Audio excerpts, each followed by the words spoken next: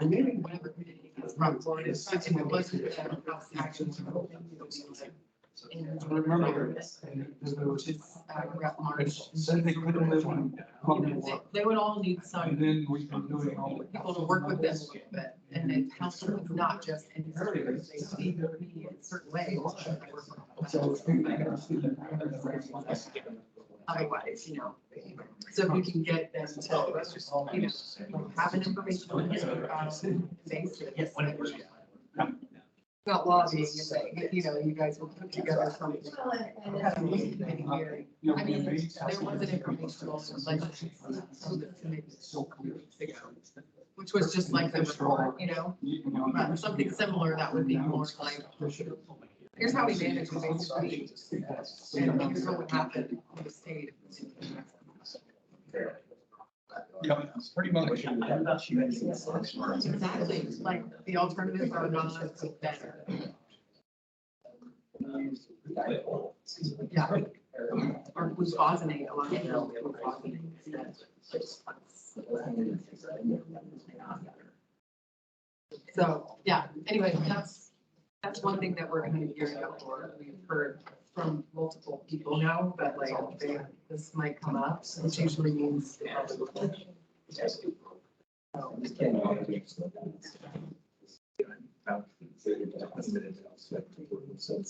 You'd be surprised. Having now my meeting sessions with these legislators. A lot of it.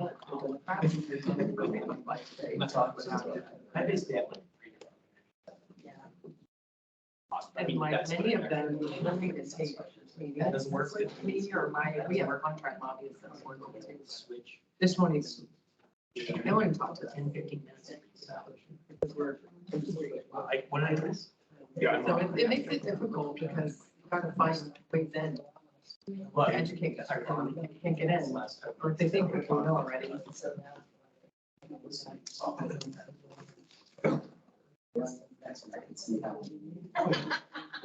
It's not working.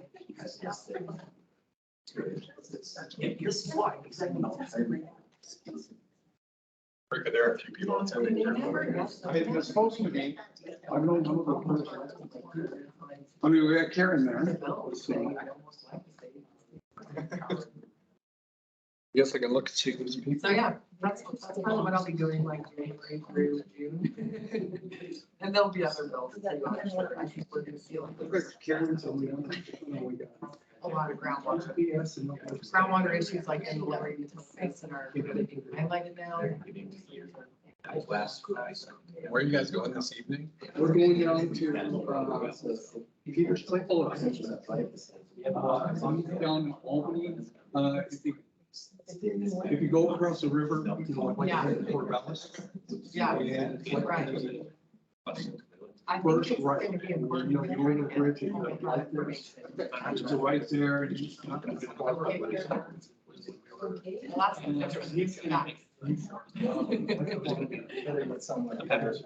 well, it's everybody put together.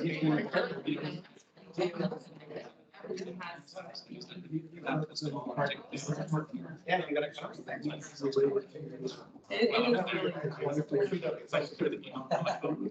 Sorry, Troy, I really tried.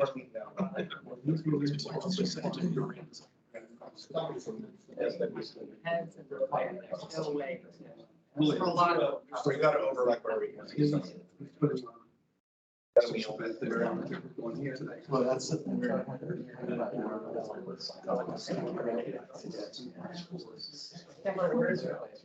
It should be.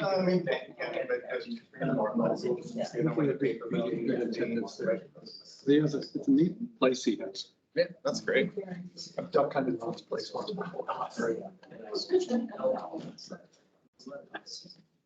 Yeah. Right. Is that a green crab? Yep. Yeah. Right. Funny, I wonder, you asked if you made your space too?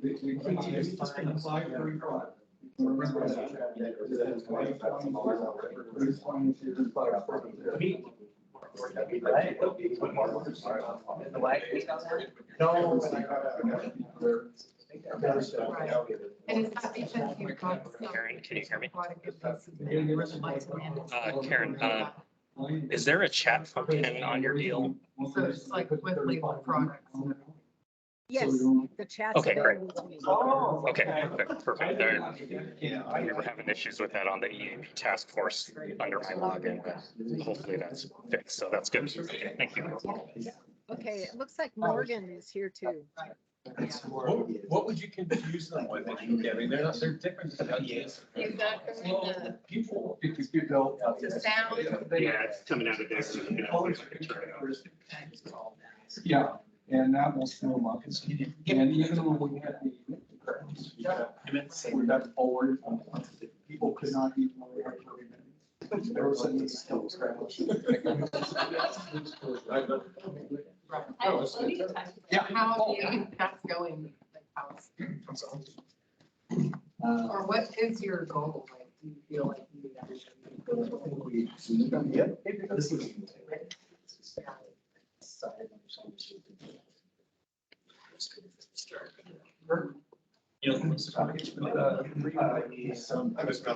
Josh Hall, we're about to reach. Nice to meet you. Scouting process or what? Yeah, scouting was. Now we do it later.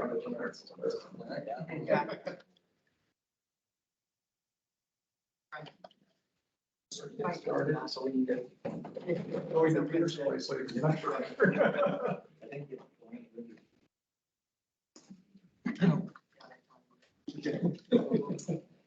It's definitely. The last, the stragglers. I'm curious, like, how. Are you hoping to get like unanimous? Or just? Megan, is that just?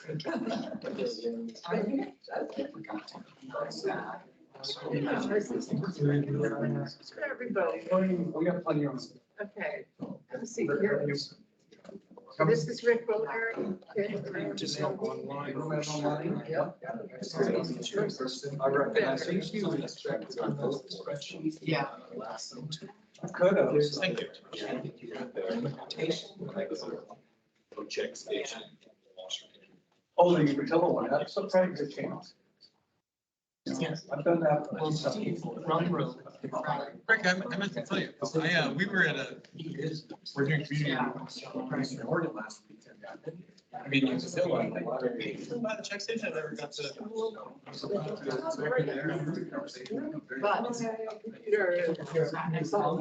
Yes. Yeah,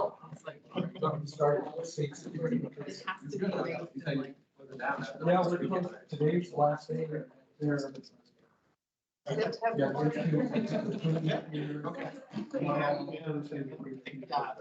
Yeah, I can see it. You just haven't joined us out here, Peter. I can't blame you. I feel like dogs are close to the-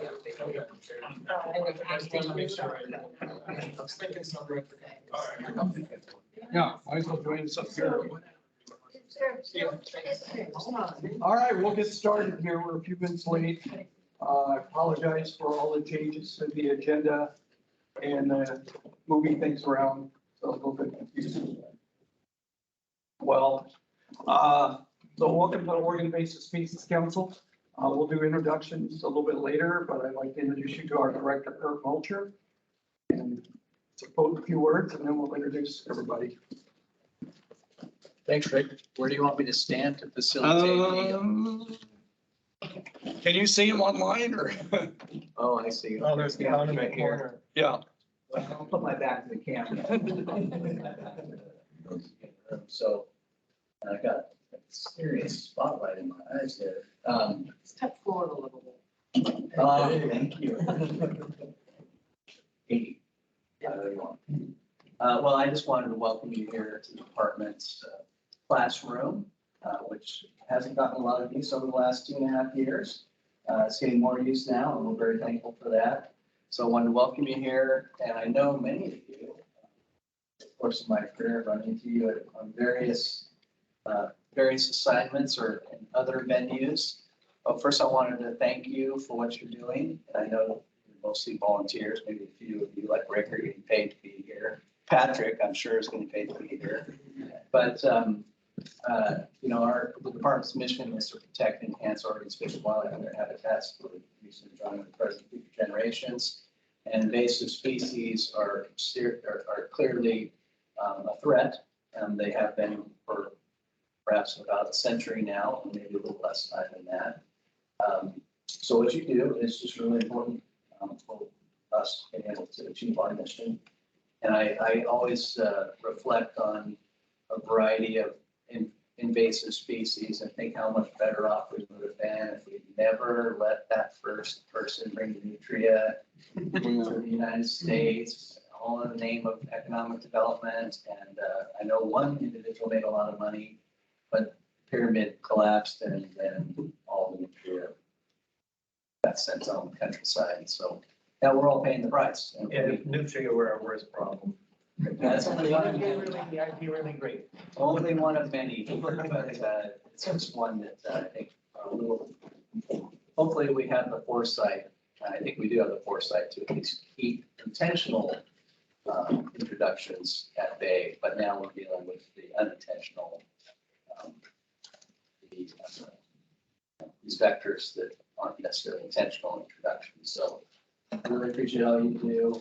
Okay, we can talk about brown marmorated, stink bugs. Emerald Matterport, there's a long list, so, SMB, yes. Gary's gonna talk on that.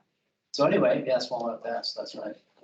Those were, I think, largely had a human vector, some intentional, some not, some authorized, some unauthorized. Anyway, I'm happy to answer any questions that you might have of the director while I'm here.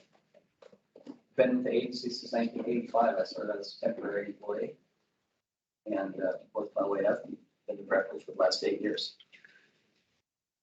I've known Patrick went for about 15 years since my time with the state capital. Questions or? And I haven't aged today. Neither have I. Can you tell us, just so we have our own budgeting process, obviously, for ODA. But in a gubernatorial transition year, how does that work when you're submitting more agency? There's not a governor's recommended budget, right? So are you doing everything kind of the same?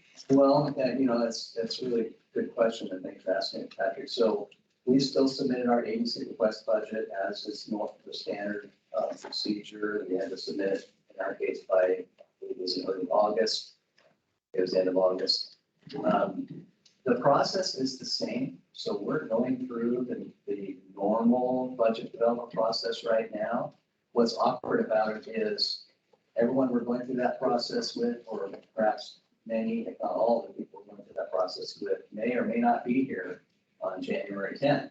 So we will be doing it all over again because the way it works for during governor's transition, well, there's no transition. The governor has to submit her budget by January 1 or actually it's mid-December to the legislature. In a transition year, they allow the new governor has until February 1 to submit all the agency budgets. So we fully expect that whoever the new governor is, that they will be making changes, to agency plus budgets between inauguration day and February 1. So very abbreviated timeline. And depending on the nature of the transition, it could be, a wild roller coaster ride. So that answers your question, Patrick.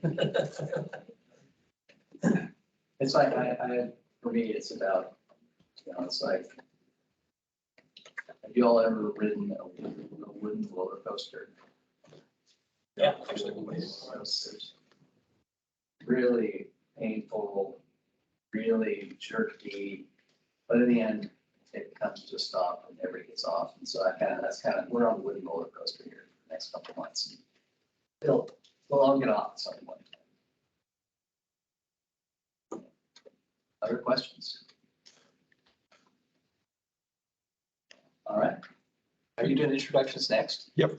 Okay, I'm leaving for a 1 o'clock meeting, but I'll stay for the introduction, so at least Okay. I know who I just talked to. Sounds good. Sorry, we can come backwards. Thank you, Kurt. Yeah. Okay, how are we gonna do this? We'll start within the room first. Glenn, you get to be, we'll start and go around the table. Glenn Dolphin with the State Marine Board, the Environmental Programs Coordinator. Old Bachelor, Oregon State Parks and Colleges. I'm Katie Murray, Executive Director of Oregon. Christine Moffett, Vice Chair and representing Friends of South Florida Reserve. Patrick Singh, I'm with the Public Affairs Council on your staff for the council. Josh Emerson, DEQ Spellsbury Program. Sean McMillan, USDA. Nicole Brooks, Customs and Border Protection, Agriculture Specialist. Jeff Finsky, Wildlife Control. Peter Canadian, farmer, representing probably the especially seed growers in the local area. Kat Rivera, Portland State University, Center for Lakes and Reservoirs. Kip Roby, I'm also from the Center for Lakes and Reservoirs at Oregon State. My name is Josh Mulholland, also with the Oregon State Marine Board. I oversee our environment policy program. Okay, we'll start online. Eugene, you want to start with you and just let everybody pop in?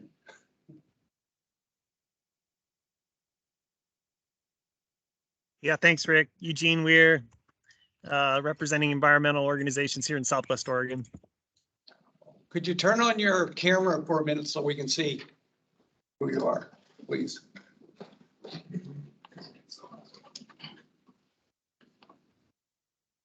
I know we got it. Okay, I'll go next.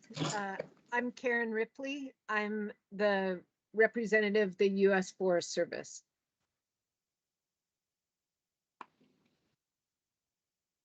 I'll jump in. I'm Morgan Gratzweiser. I do legislative coordination and natural resources and climate policy in Governor Brown's office.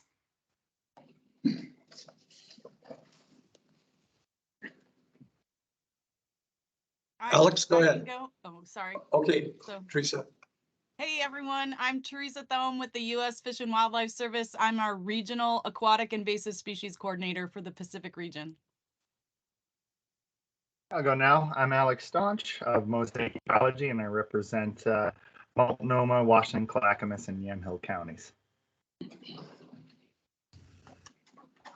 I'm Lindsay Wise. I'm with Portland State University, and I help manage the Oregon Invasive Species Hotline and the Oregon IMAP Invasives programs. I am Anthony Prusciandero, work for the Bureau of Reclamation out of the Snake River area office.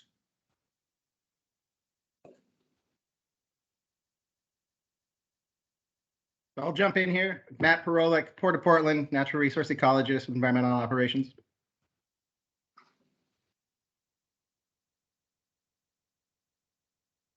Lindsay, go ahead. She did. Oh, she did. I'm sorry. I missed you. Oh, hi. I just was able to get online. I'm Lou Frederick. I'm a state senator from District 22. That's North and Northeast Portland.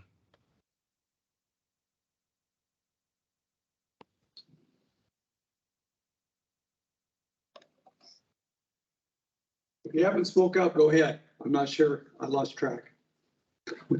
Ashley has it. Ashley? I thought it was Ashley, yeah. Also CLR. Okay. And who's ever on the phone? Hi, I'm Ashley. Are we just doing introductions? Yes. Okay, my name's Ashley. I work for Portland State University. I do aquatic invasive species research with Kat Rivera and Eric Rowe with the Center for Lakes and Reservoirs.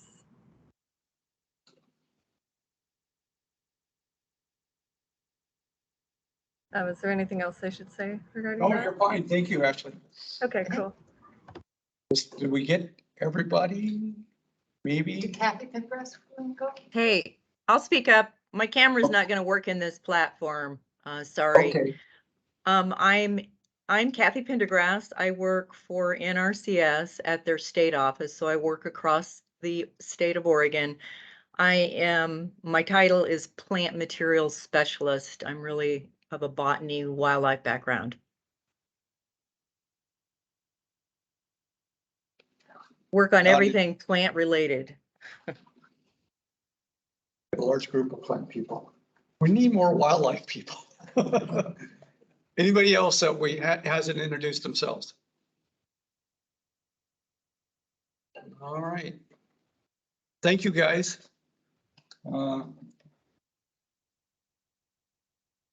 Anybody seen a white notebook laying around? That has my notes.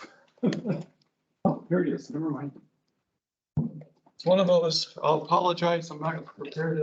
I generally like to be for these things. So it may be we're running a little bit by the seat of our pants for a little bit. Okay, Wyatt, you get to introduce yourself. Hi, everyone. Wyatt Williams, Oregon Department of Forestry.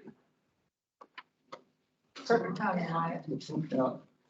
Is anybody else hiding out there, Wyatt? No, Sam Chan.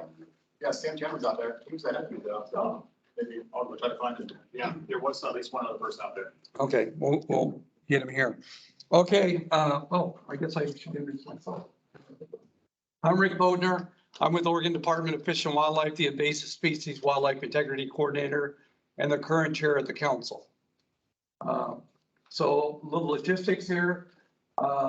Restrooms are there. Sam, you want to introduce yourself real quick? Yeah, Sam Chan from Oregon Sea Grant, Oregon State University. Thank you.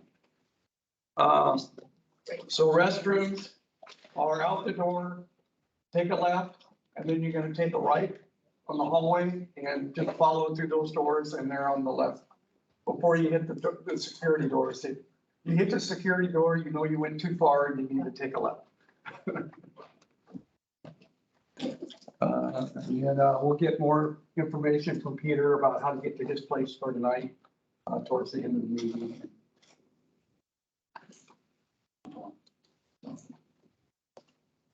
That's good. All right.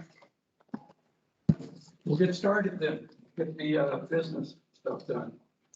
I know the minutes just came out, but have you had a chance to look at them? And are there any corrections or amendments to the minutes? I know they just came out yesterday.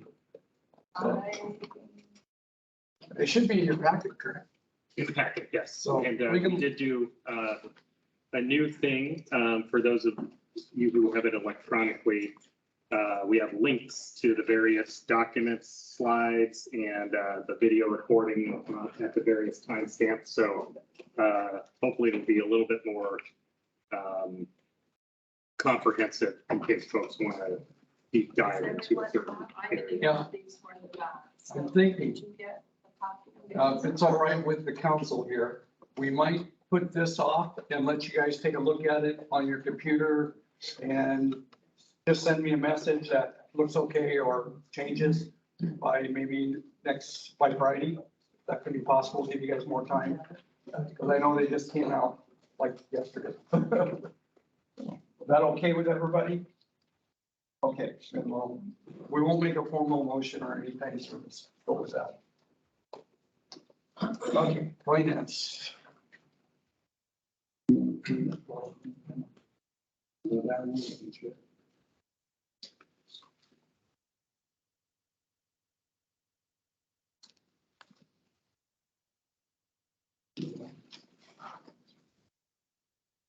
Can you guys see that on the screen on your computer?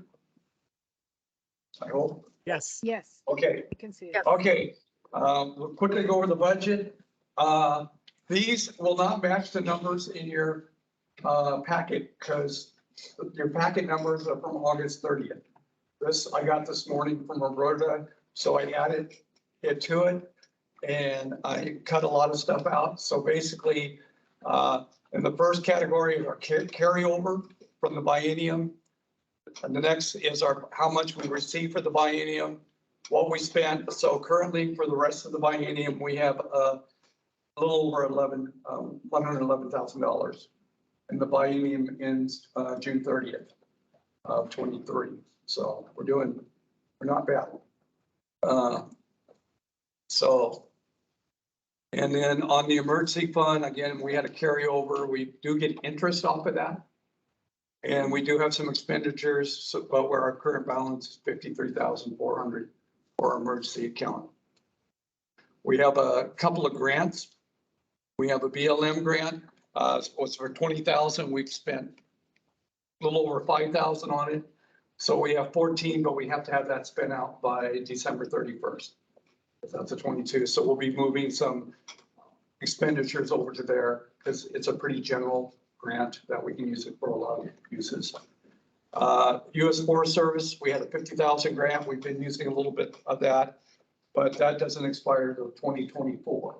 So we still got some time. And then we got the HUB grant, which is the IMP, what that was called. Western IPM. Yeah. At 29, a little over 29,000, and we haven't spent anything on that yet, but that's for the HUB as of this morning.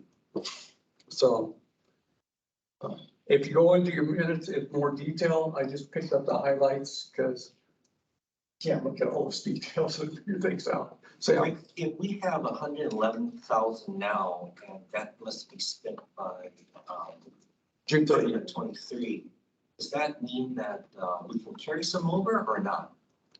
Well, it appears we can carry over. I wish Roberta was here.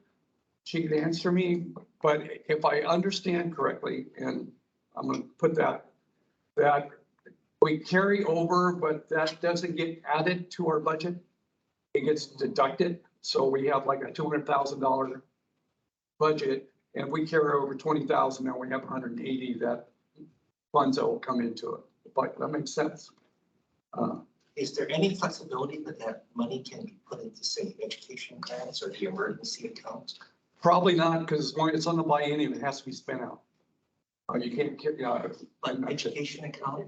So it's a grant, if it's a grant, though, it could be spent. Well, it's state lottery for the most part, I think, if I remember right. So we can. It might be, I'm not positive. That would be a question for Roberta or Chris, probably can answer that.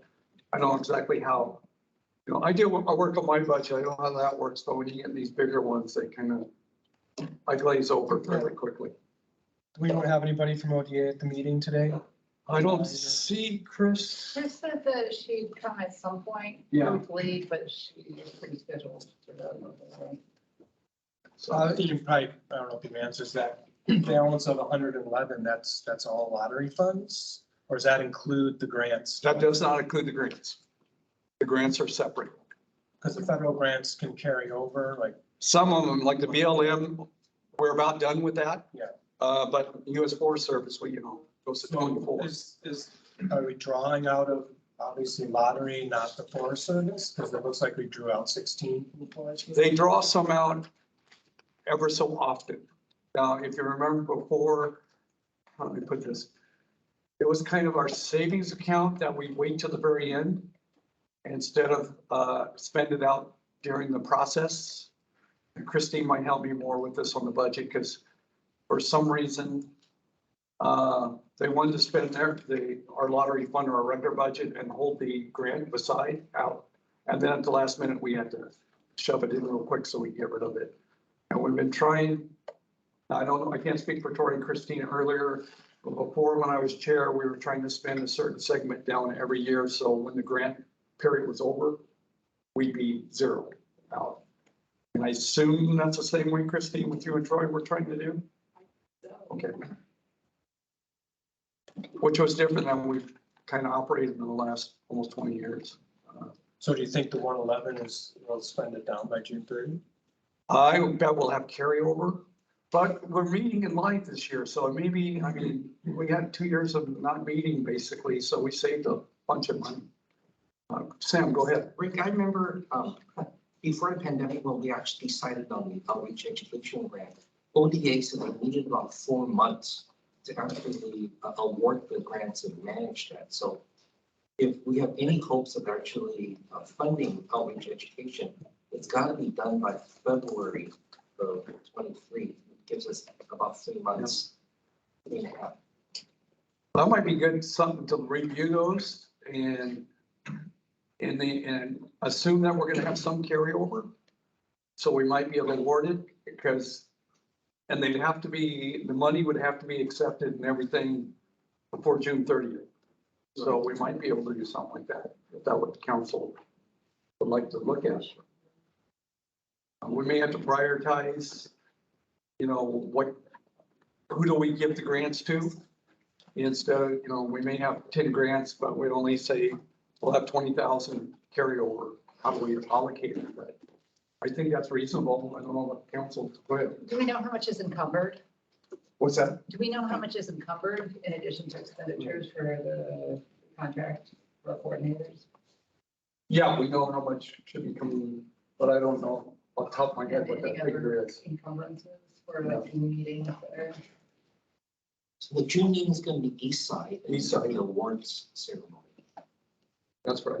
And then the travel for this meeting, plus the coordinators.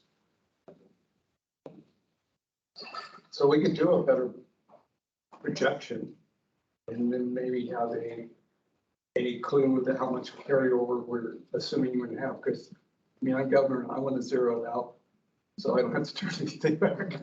Yeah, I don't want to see carryover. It doesn't bode well for, continuing to go back and ask for more money if we don't spend what's already given to us. We have a big June meeting, some field trips and. Those big meetings can eat up a lot of money pretty quick. And you want to put that, we'll look at our proposal, a better projection of what. And we still have a December meeting on the calendar, one day possibly. Well, you're jumping ahead, but yes, well. I'm just thinking maybe by that meeting, we can come up with a spending plan for the next 6 months. What about emerald ash borer? Is there something used for any additional money that we might have that we can carry over that could go into an ash borer training program or hunting programs? That would be good. We haven't been approached, as far as I know, to either use the emergency fund or to ask at this time. Where do I go? Who knows more?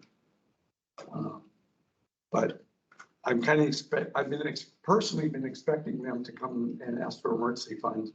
I've seen some of the project cost, and we can fund one little part of it with what we have left. But I think the disposal was like 50,000, so we can, that almost wipe out the emergency fund, but they haven't approached us yet. Yeah. If I remember right, I think we had a subcommittee that kind of went back to those original grants and we prioritized which ones we thought we should be moving forward with. And so I think whether we need a motion to go back to that, we need a detailed assessment of, I know these are today's, but you don't know what's been already encumbered as Kat was saying, but I think we need to get going on this like ASAP so that we can make those final decisions by December. You remember who chaired that subcommittee? Was it you, Sam? I thought it was Sam. Yeah, we had 4 projects that prioritized as a narrative. So we initially had $100,000 of project funding. We narrowed it down to just less than that. And then we did reach out to see if we still, and I think we got positive responses. So if we could revisit that whole effort, I personally, I think Emerald Ash Borer is going to get money. Yeah. But if we can do things for education and outreach, especially with our interest in regional impact, I think that it's always been our priority to beef up the regional health. Do we know if those grants or if grants for that education and outreach would have to be completed by June 30th, or just the funds have to be allocated? I think we were saying it had to be allocated. Just allocated. That was the discussion we had when we granted it, that they had to be allocated. So then it can carry over, so, and not be tracked from our budget if it's allocated. So this is jumping ahead. We can convene the education committee to revisit the prior grants that this council voted on and prioritize. But at the same time, if the council has a direction for the education committee to consider, maybe there's an open call for additional priority project, whether it's the AV or Green Craft or prioritize the Eastern Oregon policy field trip. We should consider that so that, the education committee has some general direction from the council, and then the committee can then come back with, here's what we found, here's what strategically seems to make sense, and then have the council deliver it. That makes sense. Other comments on that? Or? Oh, yeah, you got anybody out there? Anybody have their hand up online? Yeah. This is Karen. I guess, if you can hear me, I Yeah. would, if we can make something work with our fund balances for the education and outreach grants, that would be my top priority. If we can't do that or time becomes so short, I wonder if we could, if allocating additional money to the contract for the administrative support could be sort of our last minute strategy. Because I know Patrick's group's doing additional work in support of Emerald Ash Borer, and that might exceed what's been budgeted by OISC for general support.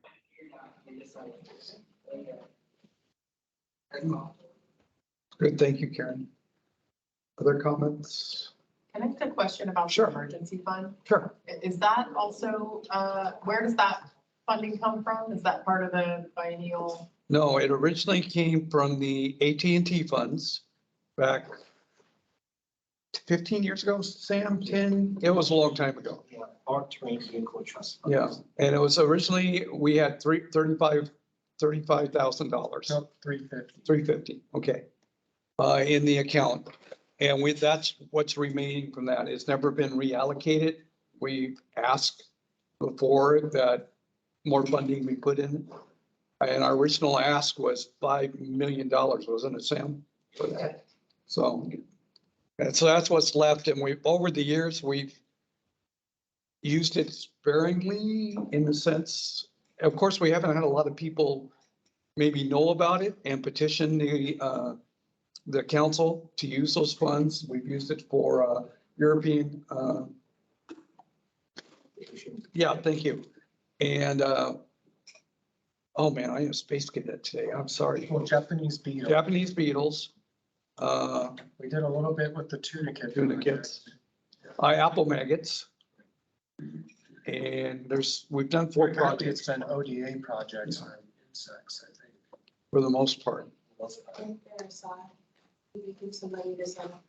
Yes, I think we did. Allocated some to the side. So I think we've done 4, maybe 5 projects with it, if I remember right. And some of the other members will have to, I don't have that at my fingertips. The most recent one was the apple maggot. Right. Yes, sir. So something that we haven't discussed for the emergency fund is a way for, it's the replenishment mechanism. Oftentimes, the emergency fund seems to act fast before, say, additional federal funds when APHIDs come. Mhm. We never set up a reimbursement mechanism where perhaps if APHIDs funds do come, say for EA or other, then that money can be replenished, because the emergency funds allow the agency to spend right away to react rapid response. But eventually, sometimes, and correct me if I'm wrong, Sean, federal funds do come, but it could be months later or a year later. And we haven't got a mechanism how to actually send some of that money back in and replenish that. Oh, yeah. I don't know if that mechanism is there, but I think we should explore it. It would require probably a legislative, what is it called? Legislative, power.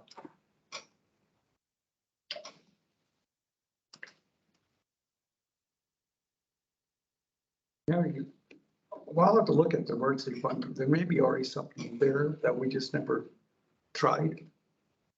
In the sense, like billing back to an agency for using the money beforehand or. I don't remember that language being in the statute. I don't know. I can't remember. But you assume that would be. It says that it could, including but not limited to a grant, loan, or memorandum of agreement. So it's fairly open. Or no. Yeah, I was kind of remember, so. we've just given the money with no expectation of ever getting anything back. But as a loan, it's already written in. Yeah. That was changed just replacement. written in the chapter right now. Yeah, we've just never written the agreements that way. No. Yeah. As a loan, it's always just a grant. No match, allocation. Well, I think the agency would want to weigh out, rather the loan can forgive it. If it gets difficult, some weasel language.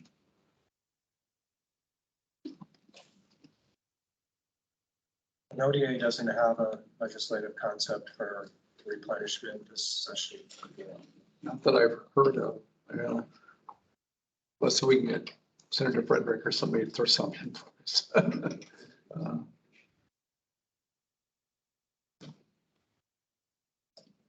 Do we need a motion for that?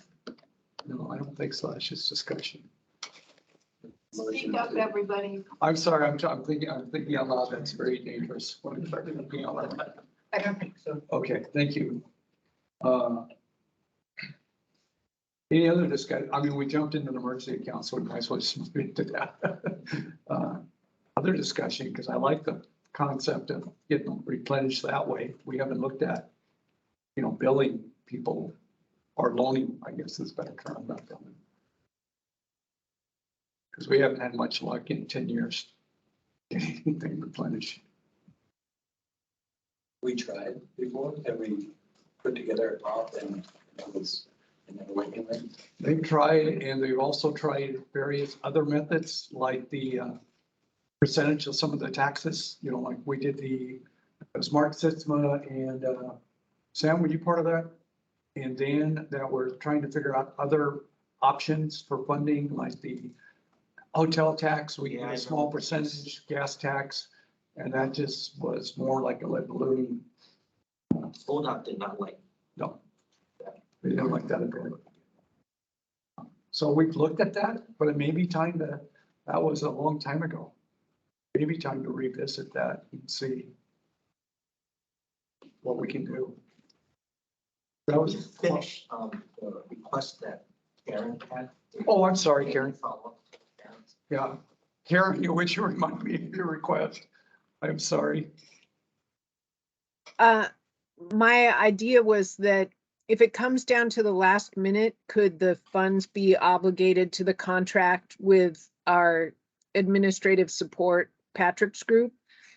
They're doing extra work on behalf of Emerald Ash Borer coordination. And if that's an easier, if we can't make things work with respect to education or outreach grants, then maybe that would be another strategy so we wouldn't lose funding. It would impact the contract overall amount. That's something to explore though, there's a cap. So what are they doing with Emerald Ash Borer? Are they getting other funds, I'm assuming? They're supporting the web, we're using the OISC website and developing it into a hub for Emerald Ash Borer information in Oregon. They've also been coordinating some meetings and taking notes at those meetings, providing support for a email distribution list, some things like that.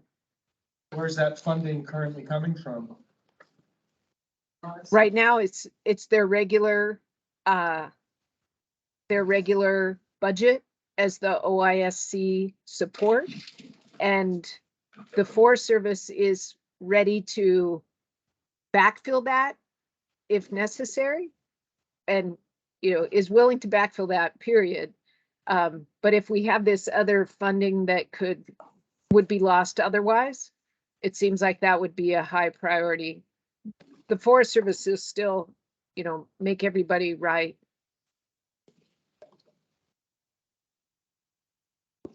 Sounds like there might be a need to look at the contract too, if we're going beyond the scope and budget.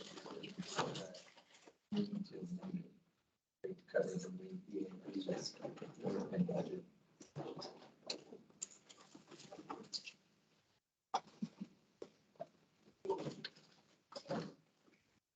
thinking that maybe our grants we could use, because we have a lot of leeway on the grants. It almost seems like that could be a additional contract, Right. in addition to the OIST contract. So that it's nice and clean that, you know, enables, say, Forest Service, but other funds to actually contribute to some of that.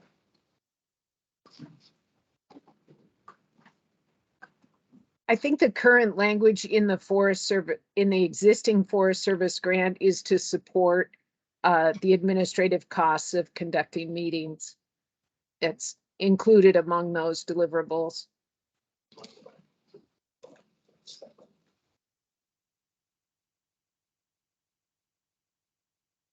So we would need a proposal on that one to vote on. Correct. I'm glad we have a lot of X chairs here because you look around the room going, am I on the right track?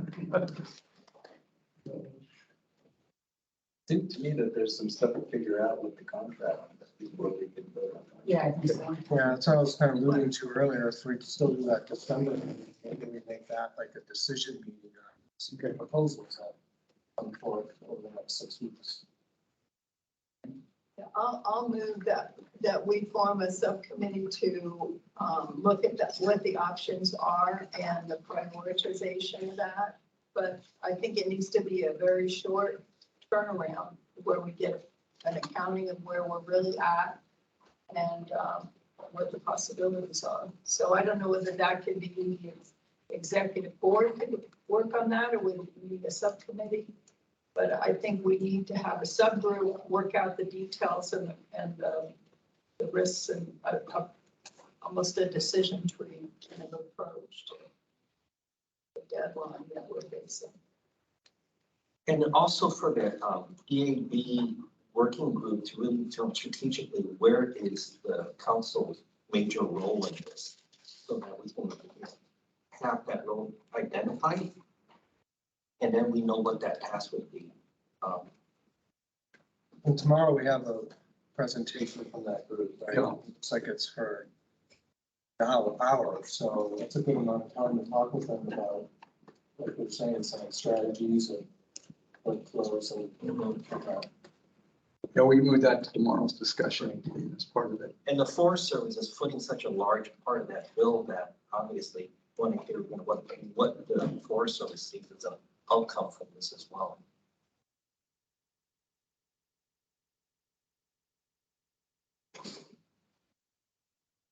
So any other comments on that? I was going to suggest it just goes to the executive committee.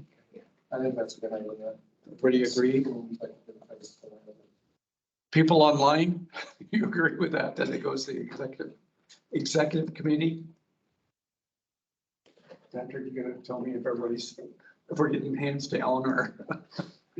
Yes, waving there. Okay. Patrick, who's is on the executive committee? Voting members.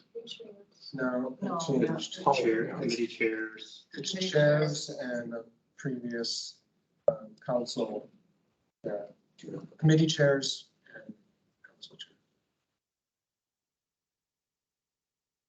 It used to be the state agencies, but it's changed, and you're right. That's a different, but I don't recall It's that one. officio. Yeah, Not the executive, executive. voting executive is that.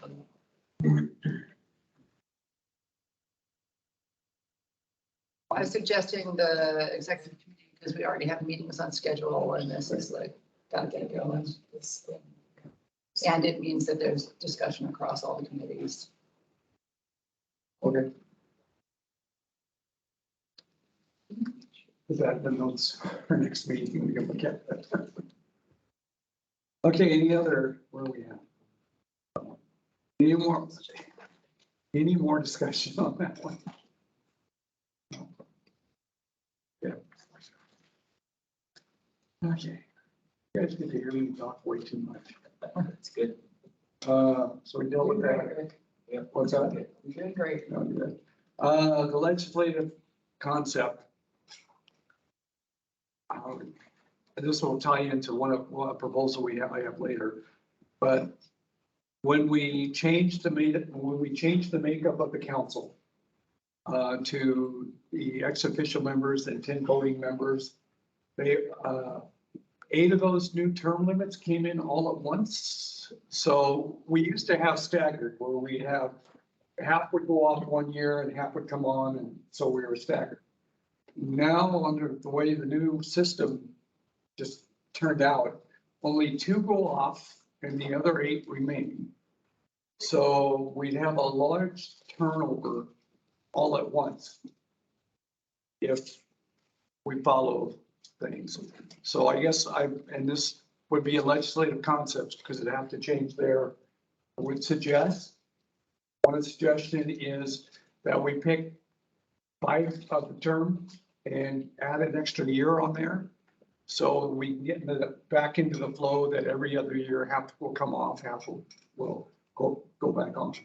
That would be a proposal I would have, and I'm open to any other way that we can make it a little smoother transaction and training. I mean, every 2 years we have to train if they can come back for a second term. Go Is ahead. this something that we'd have to do in the statute, or could we do it through the bylaws? Go ahead, Christine. Well, I was gonna say it's gotta go as a revision to the statute because it says that in the legislation, so we're faced with amending. That the term limits are all the same schedule? No, it just says, it was when it was created, it doesn't, just said that they will serve for 2 years and it represented, and so it was kind of how we got into this. And we looked at this already and it looks like we need to make the change at that level. But we think that that's appropriate to add those 2 together because we need to move back to using ex officio voting members as the lead so that we maintain an institutional memory in our organization. That became very clear this summer. And so we thought we should put them together if you're going to try to change your authority. But we haven't talked to the council about this yet. Theoretically, that should not be controversial at all. It shouldn't be. Theoretically. It's too late for any agency to propose this change. Because our legislative council is moving a few months ago. So it's gonna take a legislator to introduce a bill to make this change. Our senator is on this call right now. Yes, that's the only way that's gonna happen. For the next 2 years. So, otherwise, we're going to totally happen. Unless we find a way through the bylaws. 1 year from now, can. The short sessions don't get agency, right? Yeah, Legislative concept. it would have to come through Senator Frederick or somebody probably. Agency things that can be done in short session? Senator Frederick, you got a comment on this one? Sorry about that. I've been coughing here. I think that we're going to need to clarify what's going on here. And I think we need to take that through the Natural Resources Committee in order to make sure that that's done. So I think that's what's going to be needed in the next session. And it's a long session, so we should be able to get something done. Okay. Thank you. I don't know if we could do a temporary fix in the bylaws just to get us through this next year. Well, do we have seats expiring at the end of this calendar year? So Christine's expires and Eugene, yours expires, doesn't it? If I remember right? Oh, so is this I the year believe with so. 2? Oh, okay. Yeah. So this isn't the year of the 8? No, it's not. Now we got 1 more year, but then we got 8 coming off. And Christine, she's termed out. For our new ones, a person can serve 2 consecutive terms, and each term is 2 years.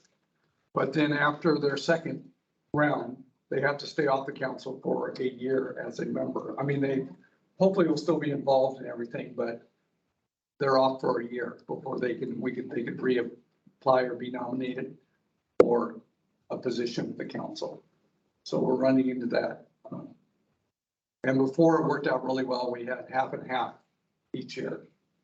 Just this, when we changed everything, we did it the wrong year. We should have played the year game right to do things, but. Yes, and What is the rotation cycle for membership from our legislators like Senator Frederick and others? Is it a permanent appointment or is it one that's time? As their will, it's, As there's their no. will, okay. That makes sense.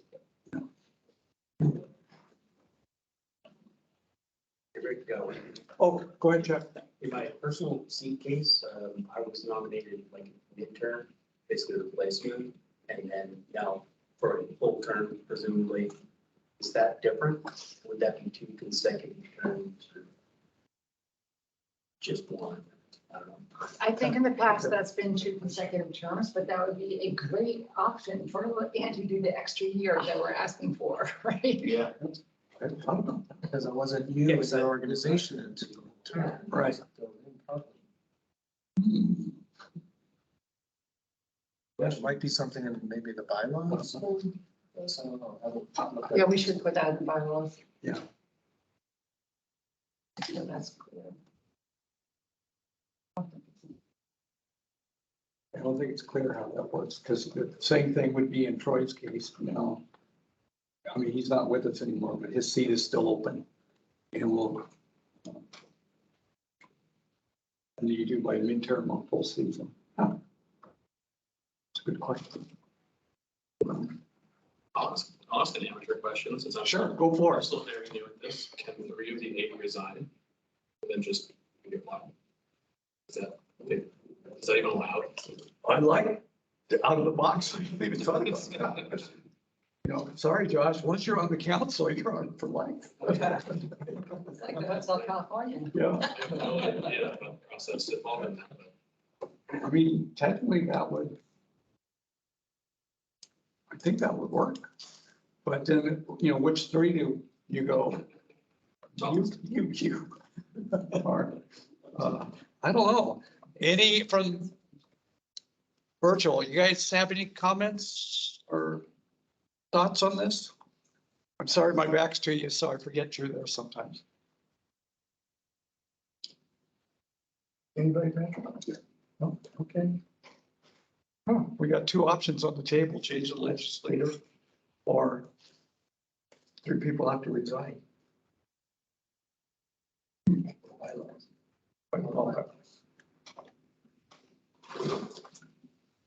So Can you say that second option one more time?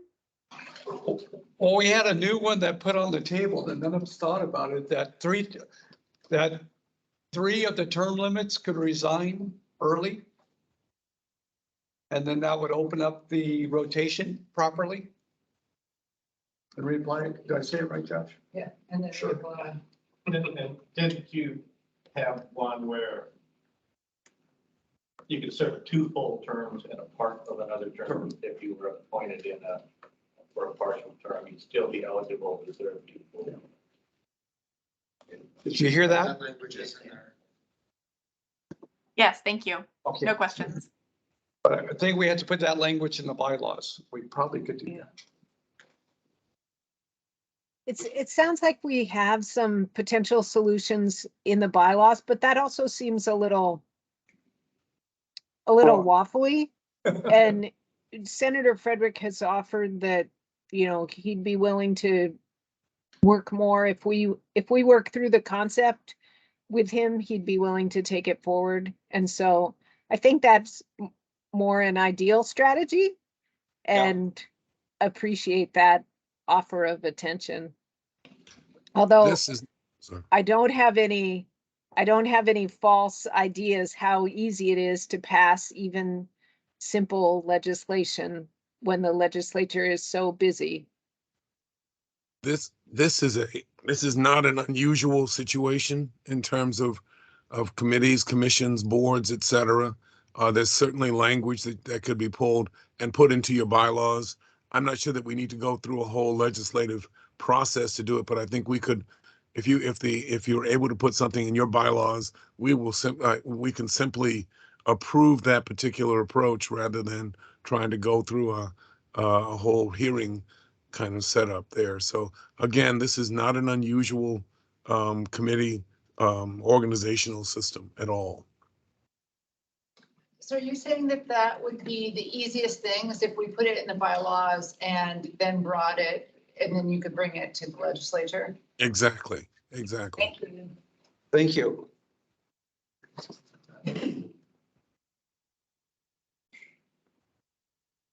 So is this something for the legislative committee to work on?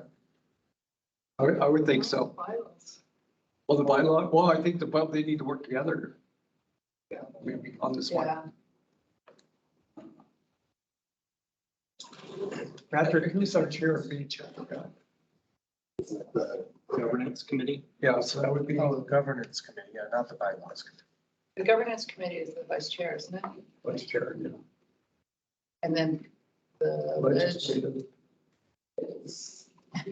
Okay, you guys, can you look at that? Yeah, I'm not sure how qualified it is. Well, Move it through, but. And Kat was so involved in the bylaws that she's going to get pulled into this again. She's been around, and I was just pulling up the last of the last of the last while you were talking. Well, there's 2 or 3 people in the bylaws committee, I was thinking, so we just remember who they are. Sam? I would think that this is also something that Patrick's coordinator's team is really adept at. I mean, you're very good at developing language associated with things like bylaws and statutes and whatnot. So you can rely on Patrick's expertise, and maybe you can even come up with some model language for the communities that consider that would move this along as well. Yeah, I think as we're looking at the bylaws with the chair and vice chair succession, we can kind of warp it all into the same review process. And if it does require a legislative fix for some reason, we can work with Senator Frederick, or depending on how our insurance legislative concept comes out and how it's written, we may be able to tack onto that as well. So I think there's enough options out there to try to get a fix. That's right, there is a legislative concept for that insurance aspect of the council. Yeah, I wouldn't start to get those conflated. I think, if I may, I mean, what you're proposing is certainly not against the intent of the legislation of the council makeup. I would, those in your bylaws, I would send letters to House Natural and Senate Environment, and just to, this is what we're doing to implement the legislation. And I don't, like someone pointed out, none of this is going to be controversial. I don't think it would have to go any further than that. So I wouldn't go through the complicated legislative route. I don't think it's needed. Much better. I would, I mean, maybe, but try to go the easy route before you go the hard route.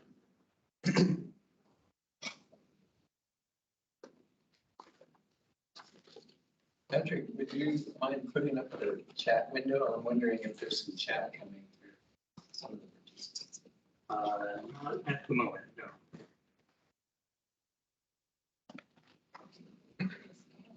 Okay. I think I'm gonna do it Omaha, since we're already talking about opening up the bylaws and stuff. I think I'm just gonna. Sorry. I feel like in a baseball stadium.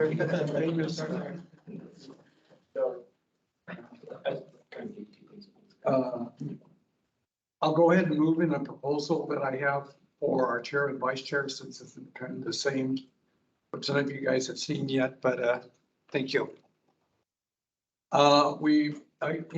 Similar with the rotation of seats, we ran into a problem when that was developed, that we changed our rules to make it that the ex officio members and any of the voting term members could be chair and vice chair. And in theory, it seemed to work out.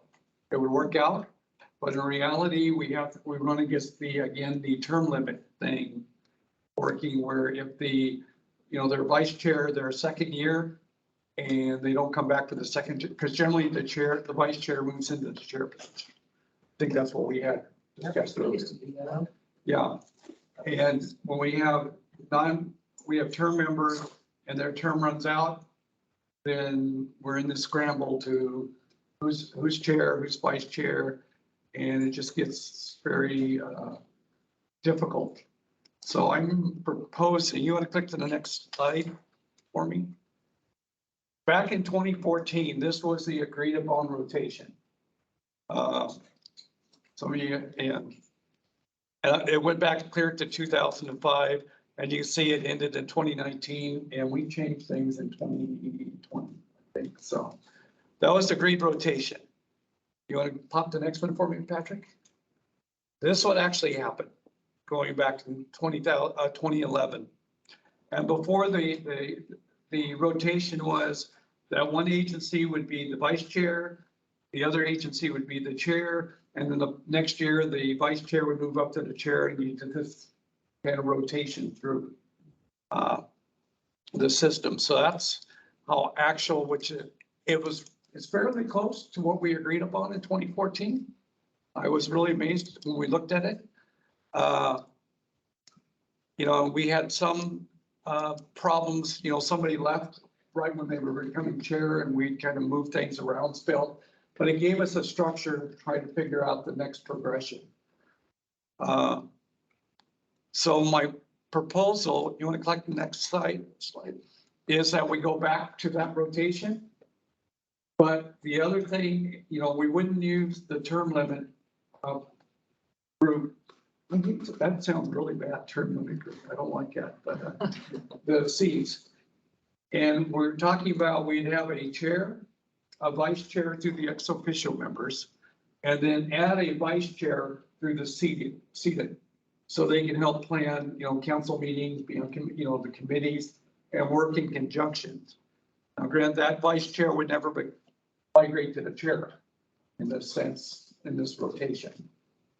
That makes sense, kind of, sort of, what I'm proposing. There'd be two vice chairs instead of one.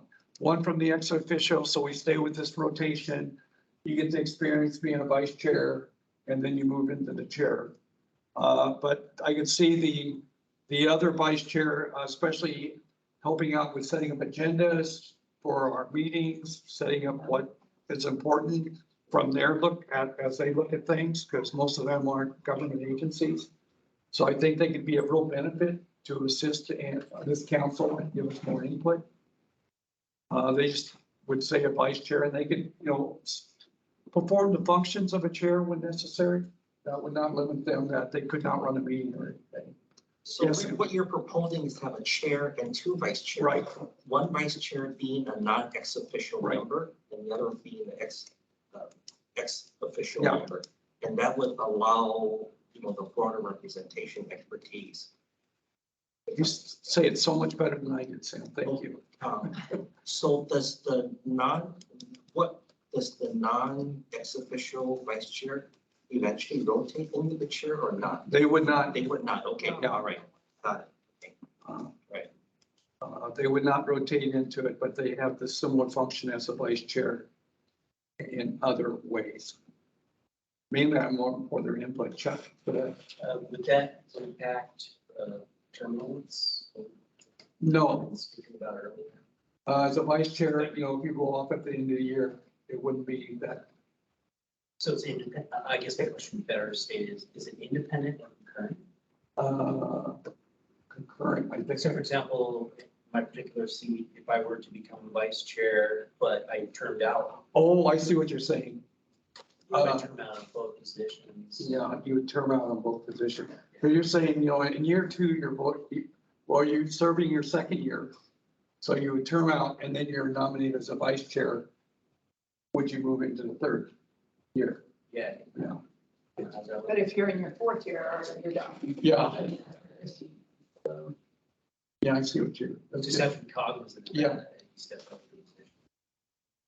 Christine, you have something? I was just gonna say, you need somebody that has been working with, the way this new rotation works is, you know, it is a term limit essentially for the voting members from the regions. And so I would think that you would want somebody at least after their first term to be considered for that, so they at least know. But I'm just wondering whether or not you want to have that more open. I don't know. I just think, do you want, is there a way to make somebody on the executive committee? Or I'm just trying to think whether or not this concept is something that is going to enhance, or, and I just don't, this is new because when we were talking about Evo, we weren't. Yeah, you guys haven't seen it. I'm the only one that's seen this. I've been talking to these guys for the last month or so. Are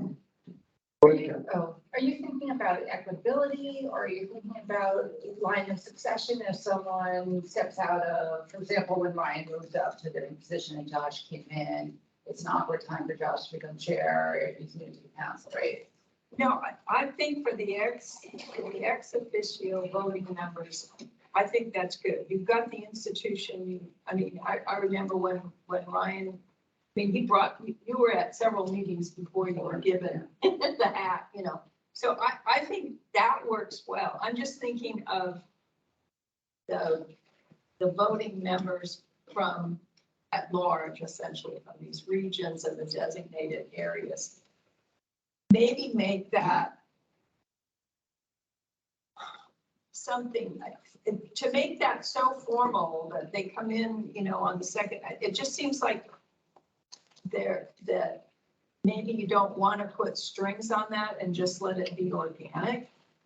And so that you bring in those folks to the leadership forum, but not to call them a vice chair or something like that. I mean, I'm just trying to think through your intent. I get your intent is, and I thought that was a great change because I'd worked on the advisory committee for this group because you didn't have a voting member because you weren't an agency person. And then moved into the first core of folks from the regional representation. And it was great because it was a wider network and more ideas. But I'd hate to make it so synchronous that, you know, you have to be there for 1 year and then you do this. Make it more organic. I don't know, just. So, as in, we don't always need 2 vice chairs? Yeah. Maybe could have 2. I mean, so we set up the advisory, the executive committee so that everybody could have sort of part of that more frequent high-level decision-making opportunity, whether they're an ex officio or rotating member.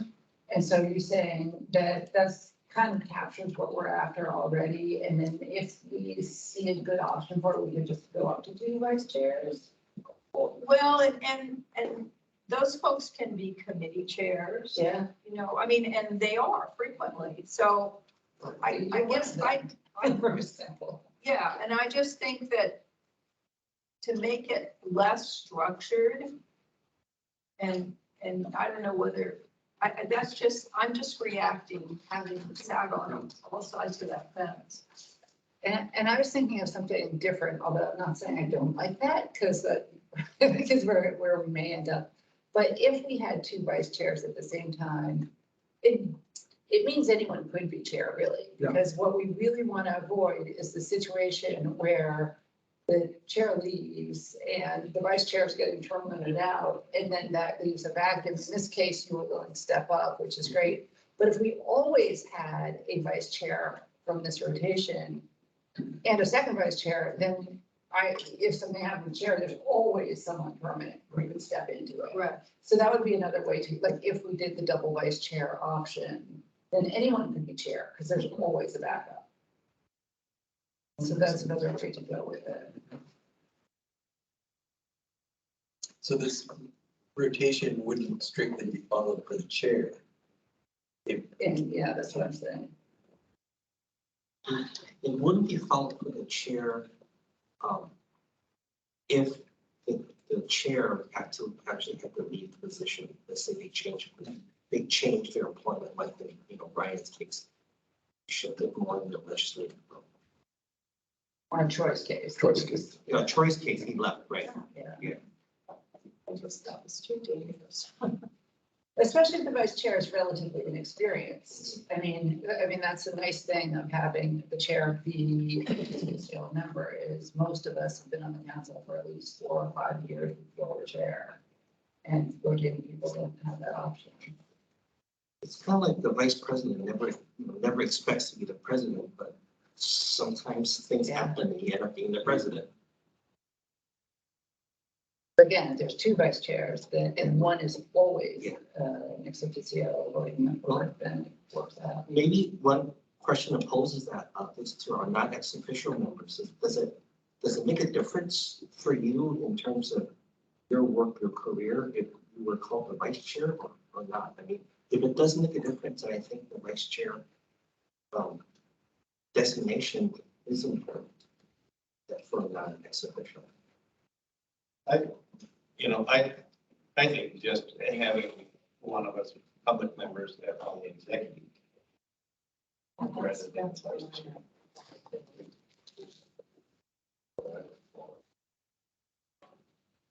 Seems to me like the chair, I like the idea of the chair being elected and that anyone could be the chair, but that the vice chair might always be an ex officio person to give that kind of backup and consistency that in case that chair has to leave. Or 1 or 2 vice chairs. Or 1 or 2 vice chairs, yeah, but then the chair itself would be an elected position. I kind of like that too. The original intent of all this, way back however many years ago, was to be more inclusive in leadership roles, not make it this club of the state agencies. And that was where those of us that have been around for more than 10 years, felt like there was this like division in the council where it was like, oh, you have all the state agencies that are always here and they're part of a different group than the others that are on rotation. And that wasn't, we wanted to eliminate that and be more inclusive so anybody could be the chair. And being the chair, you're running a meeting. You don't have to be an invasive species specialist and everything to be the chair. It's just the formality of meetings and running the meetings and working with the coordinator. I mean, I think that's good experience for people to get aside from just us state people. And it helps broaden what topics come up into the agenda, et cetera. And it's more inclusive to anybody can be chair. Should be. My 2 cents. I agree with Noel. The chair should be voted and nominated. It should be open to everybody. Would we always get a vice chair from rotating members? Because only people who've been already on the council would really be eligible. Because you want to step to the vice chair your first year in the council. And some voting members won't be interested at all. Does the chair have to have been the vice chair? No, it does it makes it a lot easier, especially when things go wrong. As the 2020 chair, when things went wrong, I can say. Yeah, that's outside the norm. I mean, that was the pandemic. Yeah. And don't forget, the term chair, you look at the definition, is meant to be you're basically representing everyone. You're not a dictator. If this was the director, that would be very different. So I'm comfortable going either ways of having the chair elected or not, because basically that chair should serve the council and to be the administrative, the person that does the administrative roles and responsibilities. But they're not the director of the council. I would agree. Can I ask a question? Sure. Is the 1 year limited by your bylaws, or could a chair get reelected for additional time? Well, if we did the nominations, I don't think the bylaws has a term limit in With the rotation, we just did it as 1 year, so you weren't the chair for ever and ever and ever. Yeah. And it just shared the responsibility.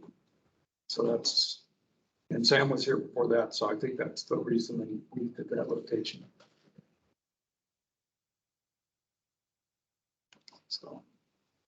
So yeah, it could be either way if you nominate her. But I have to agree with Kat with having the vice chair underneath your belt before you become chair is very helpful, especially working with our coordinators and stuff. You see how it's done. Otherwise, you're thrown in kind of chaos. It's, okay, January 1, I'm out of here. Go. Yeah. So it makes a difference, I think, personally. But I'm a real believer in participatory leadership, having the ex-official members playing a bigger role. Leadership is critical.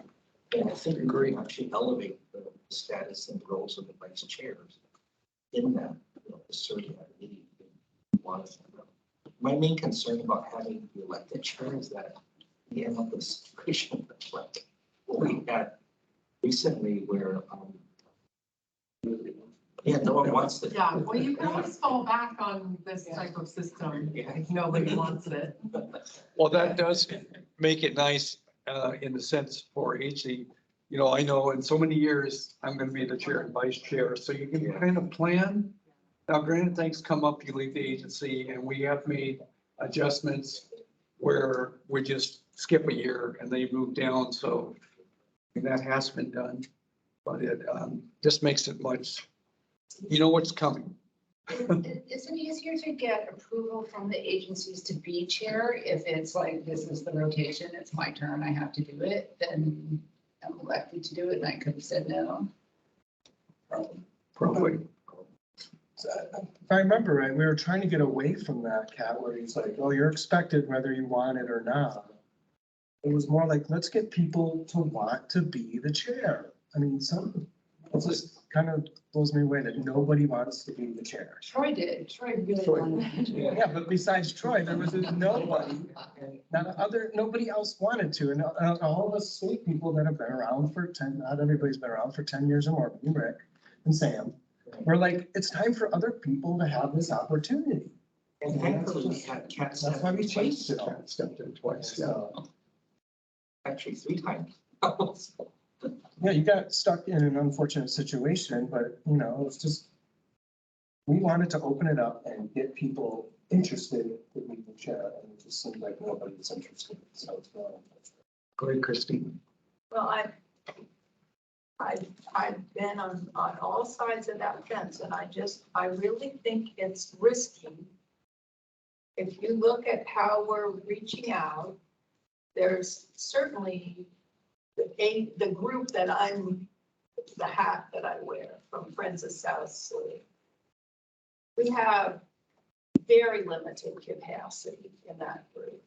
And so, and I think that the beauty of the agencies is that they have capacity, they have funding, they have work plans.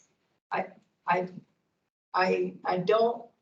like a more fixed system at least to assure that we have continuous leadership and institutional memory of this institution. And it's an impressive group, and it's not an easy show.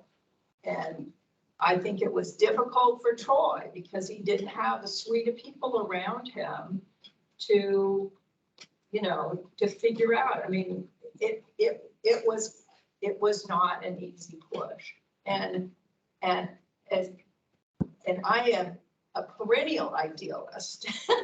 And I want to have a way to bring in the people, but with an existing thing where you're turning people out from a wide array of people and we're trying to get buy-in, I think it takes time for those folks to come up to speed. And there may not be an institution supporting them that's going to have a succession plan that the next person is going to run, is going to do that, and I think I really like this because this assures that there's continuity.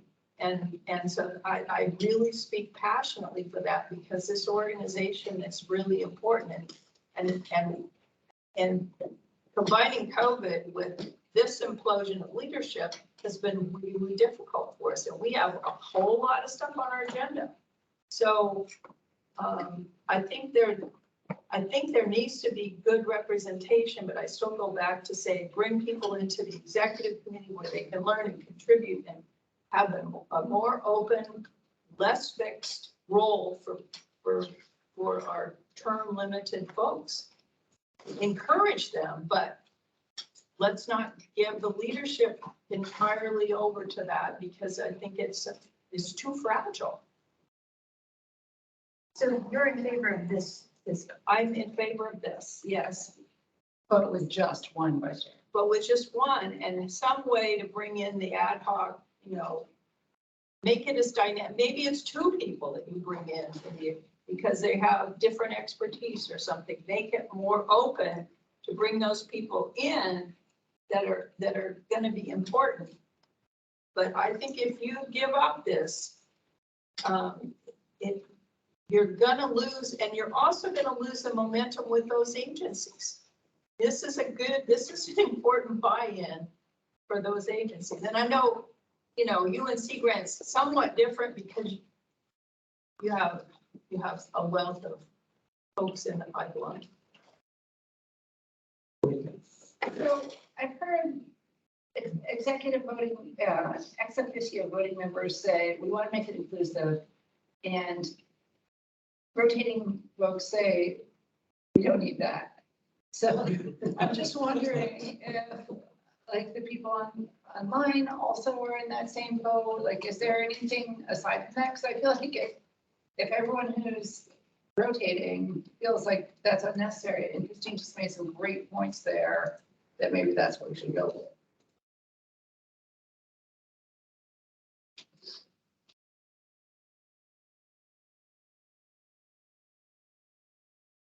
Yeah, hand somebody on our.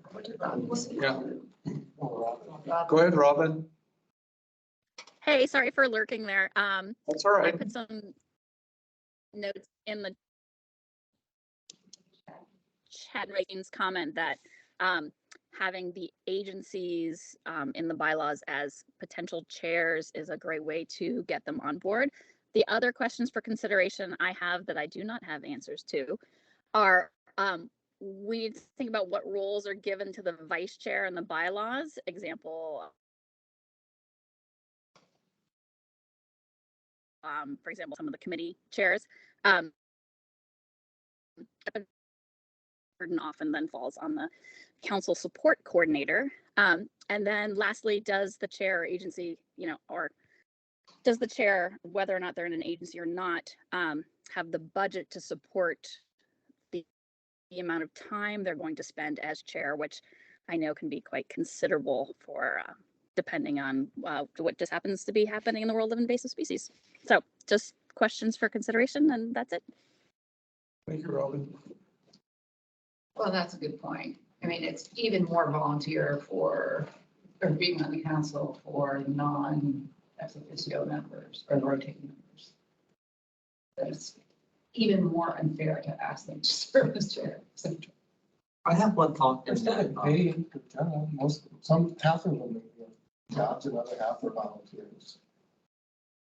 Go ahead, Sam. Our non-ex official members have provided tremendous innovation and leadership through several committees, and Nicole and Natasha and others, and Eric.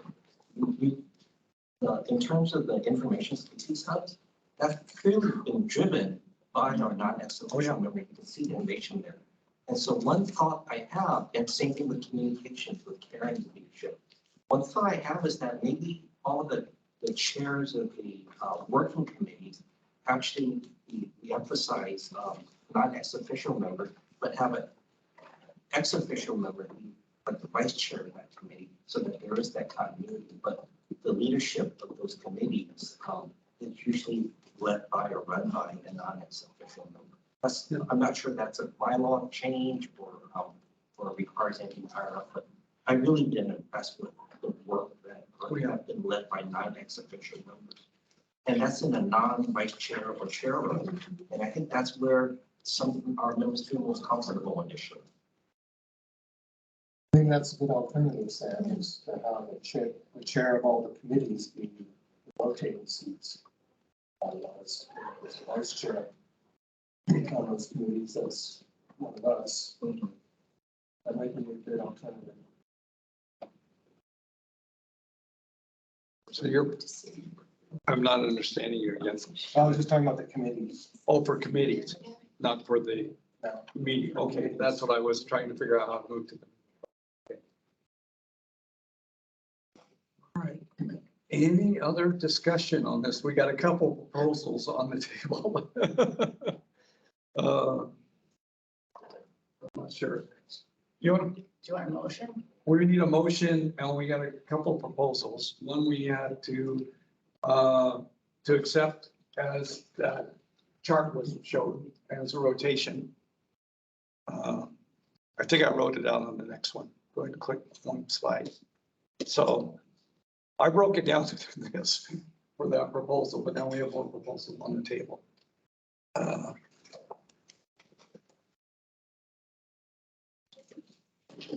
So where do I want to go from here? I guess we'll take one proposal at a time. And see how that goes. Because we have this one and then the other one that the chair would be a nominated member of either group. I think those are the two on the table. I was going to just make a motion to do Christine's, what you outlined there, just a vice chair and chair, not rotating. Not rotating. Despite the fact that I had the other idea. You can go ahead and click back to that one. So. I'll split. Rick, what is the OSPR organization? Oregon State Parks, but I probably gave the wrong one. OPRD. OPRD. Oh, so. Sorry, yeah. See, is it Oregon State Park? Yeah, I screwed it up. I'm sorry. No. And when I put this together, I went back to the actual and looked who hasn't been chair or anything for a long time. That's how the rotation went through. And then I just copied and pasted on down to run it through 2 cycles, basically. So now Sam got on top because it's been like 12 years. I had an excuse though. Yes, you did have a good excuse. You had to go to Washington DC or something like that. I'll just throw it out there too, you know, I was considering the chair for next year and the year after, but on that schedule, I'm not chair for 4 years. Correct. Willing to step in, but I'm not scheduled for that. Well, so my proposal is just to go with that setup, that it's ex officio voting members, but we could pull out the order. Oh, yeah, we can put any order we want. I'd be happy to follow Glenn. That was just a proposal. We can change it. Because I've been on the WRP executive committee for the last 4 years, and I'm stepping down. Sorry. The Western Regional Panel on Aquatic Nuisance Species. It's a Western States Association of Aquatic Invasive Species, similar to our state group, Westlaw. That's great. Rick and I and Kat. Christine. And I also all members of that. also think that for parks is important for them to show that rotation, that leadership. I mean, you're relatively new organization, so sharing that with the director really helps in that sense. So, I mean, if we want to push CPAC back to sequence, I'm okay with it. I know CPAC has to pay its due sometime, but there's certainly. Well, let's do it this way. Can we'll get a proposal for this type of rotation system. And then we can work out the details of how we rotate it through afterwards. But I guess I'm sure I can't propose that. So it's gonna be. That's what I meant in my motion. Okay, that's what you meant. So we have a proposal on the table that we accept the rotation of the ex officio members as chair and vice chair. Right, with the rotation to be determined And once that is done, we stick to that. Right. That's I best think possible. I'm just wondering, I mean, just a question, and I'm pretty new here and I am not interested in being chair, so, but I just wonder if it can be, you know, instead of writing this into the bylaws into the future, so you're stuck with this, no matter who's on the council. You might have some people join the council who are interested in being chair. And if they have that motivation, they're gonna do great. So, I mean, could you have nominations and use the system as a fallback if you don't get any nominations, just so that you're leaving open the possibility for new people or, you know, Yeah, no, I see. That was the other. or nomination. or a change in the rotation, Yeah. like, you know, if somebody's like, well, I'm interested now, I'm not available in 2 years or whatever. I just feel like setting in stone for the next, how many years is that? It just might be, it might be nice if there's a little bit of flexibility there, because you don't know who's gonna be here. And who your rotating members are gonna be, and it would be nice if there was a possibility for some of those members to have that opportunity if they wanted it. Or when you go back to the actual that has been done when things like, you know, they took a new job or they just were too busy, we rotated that around. Because I think when I originally joined the council, that was the year for ODFW to be the chair. But I had just got here, I didn't have a clue, so it just rotated one. You went to vice chair, and they rotated that way. And we've done that a few times with DEQ, with ODF. That's technically why it would have been 2 years ago, 3 years ago, chair, the way the rotation worked, but it was busy. But yeah. I gotta get back, sorry. So let's go with the first proposal. How do I want to do this? A second on that proposal, and then we can look, do we need to include the voting member that we can vote for chair too as a possibility? What? Keep the. Whatever people propose right now. Yeah. Anybody has a proposal for that? I got everybody confused. Under your concept, how would that work exactly? Maybe each time we came around to a new year, we would open it up for a nomination for either the new nominees or the fallback schedule. And then people would. Yeah, I guess I'm just suggesting that the fallback be a fallback and not something that's like written into the bylaws. Or however this change is being made, just so that there's some flexibility. And so, yeah, each year you could ask for nominations or volunteers. If you don't get any, then those ex officio members figure out who's available or who wants to serve or who's on the list. Sam? Another possibility is that we can actually co-chair. So in any, that we keep this rotation, but any year, if there's a member who's not ex officio who would like to serve as a chair, he would be a co-chair. And then the ex officio is really more of a mentor, fallback, but work closely. There's somebody there. Yeah, but there's somebody there. I think that's really what we're looking for. So an elected co-chair. Yeah. And then the schedule. Mm-hmm. Yeah, but that's only if there's interest from the member, because it's been like pulling teeth sometimes. I get volunteers. Christine, you were to say something? Well, I was gonna say you could reword, and I haven't written down the wording exactly, but you can put that with an option of an at-large co-chair. Some wording like that, that just puts the option there, doesn't even talk about how the process is or anything. And that gives you the flexibility of bringing someone in, but not getting it so synchronized, yeah. Any comments on mine, Patrick?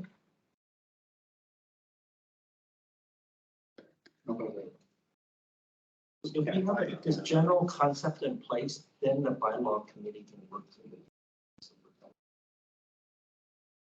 That Kathy Pendergrass says, I think it's important that the chair and vice chair be folks who have paid position with the state agency to be sure that things keep going and will be stable for this council.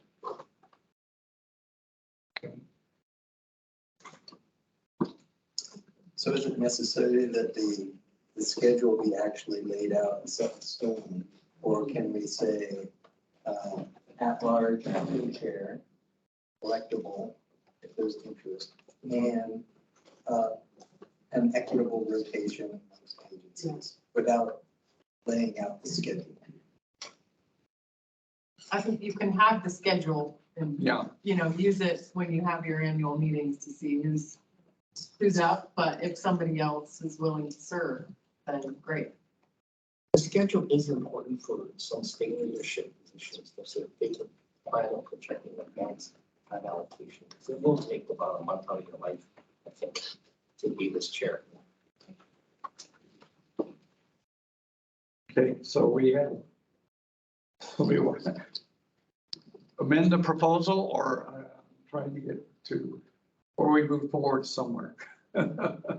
So. I think we could amend it to say with an optional co-chair from the membership at large, voting membership at large, and just leave it at that and keep that we have a fixed rotation and that can be changed. I like that idea, but I also worry that there just sometimes has to be the go-to person who's making decisions. Right. And that I think it might work, again, in some unusual but poor situation, it might work better if it's an optional elected co-vice chair instead of chair. Okay, that makes sense, but it makes it open where you're not saying it's gonna be this. It doesn't have to be. Yeah. But if Or there's. we could say chair or vice chair. I think my experience was unusual, but. I think an optional elected co-vice chair makes a lot of sense. Does that? You think that would address your- I mean, that's fine. I just feel like, you might have in the future members who rotate in who are really excited about invasives and would love to be chair, and it might help them, as people have said, in their career path to do that. So I wouldn't want to exclude that possibility, like, permanently. That's all. But I mean, if you did have that person, I think they would be the type of person who would be good go-to. So somebody volunteering to do it seems like they would be. Right. I mean, just like ODA calls and needs to talk to someone immediately. Right. And that type of thing. Yeah. There's always an ex officio chair, then, there's always an ex officio co-chair, then that person is available anyway. So optional vice chair or chair, co-chair, like co-vice or co. Yeah. Really quick, that proposal.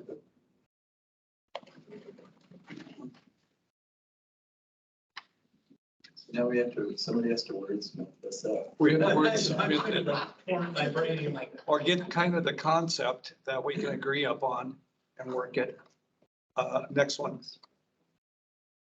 Basically stick with the pattern. Yeah, next page. Ability to push it less like on periodic. But I think there is a sense of the year. We'll have a member as chair and vice chair with options for a rotating member as a co-chair or co-vice chair. For the first bullet.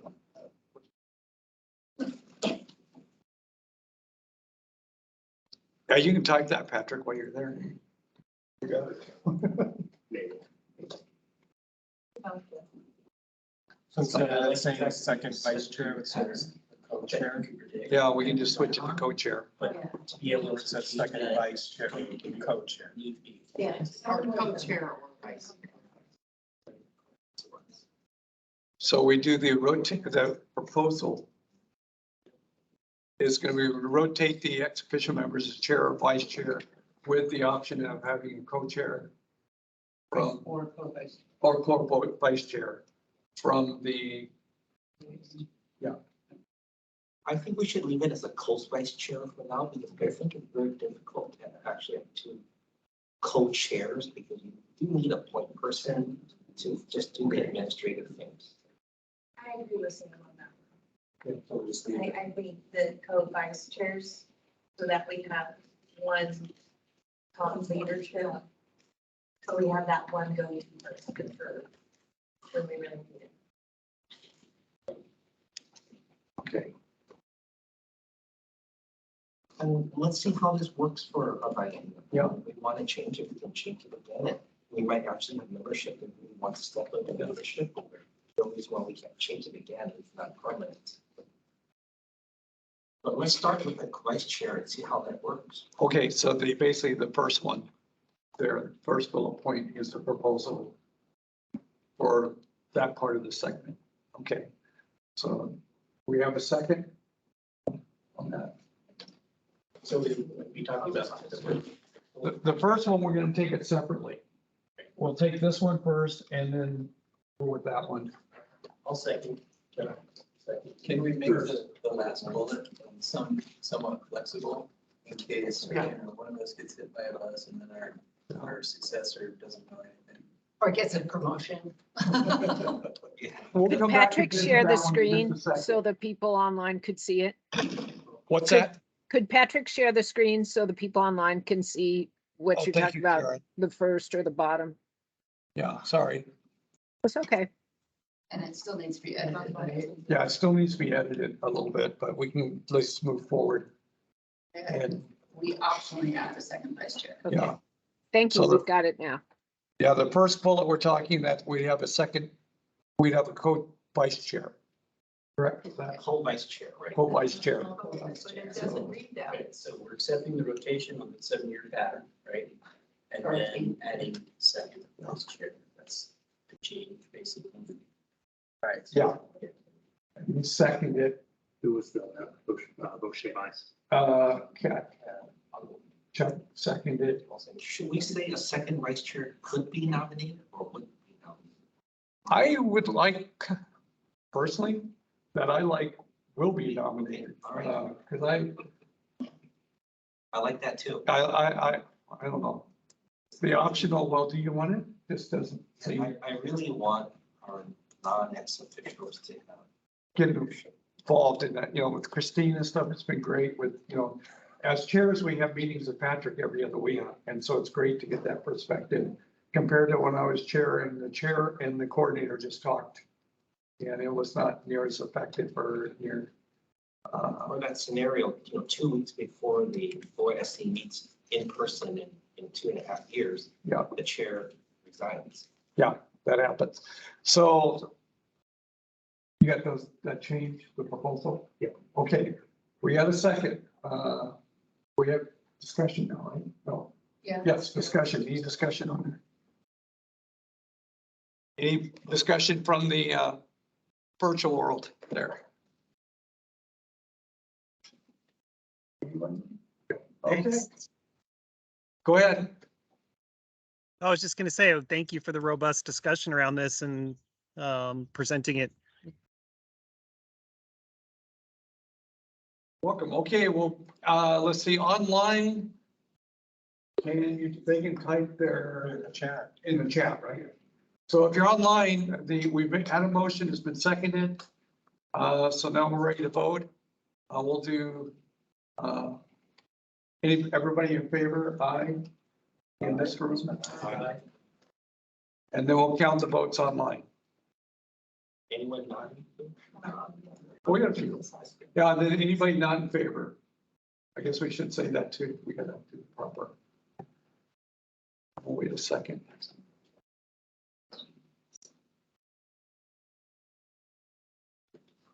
I think we're good. We're good. Okay, Is so Eugene our only voting member online? could be. Everybody else is on the. Yeah, I think that's So it. that's if it's your non-voting or just, yes. Yeah. Okay, then we'll go to the second proposal to accept the rotation that was presented. So, I'd like to make a proposal that we come up with a new rotation. There we go. Based on all of the willingness. And then I would add to that, maybe not like out 15 years or something, maybe just like 4 years or 5 or something, and then it's flexible or something to that effect. Patterns on the 7. Or that, Patterns on the 7. well, I guess that's. Yeah, we Seven can go years. through all the different agencies and then stop there. This goes seven, The ex official can stop. it can change. Okay, so we do a 7 year. Circumstances, It's proposed, not set in stone, but. Yeah. Exploitation. Here's a question, are we open for discussion on these? Yes, oh, yeah. That's always changeable at a council meeting, right? Yeah. So if you want to, you can change it 6 months or once there's an emergency. Special.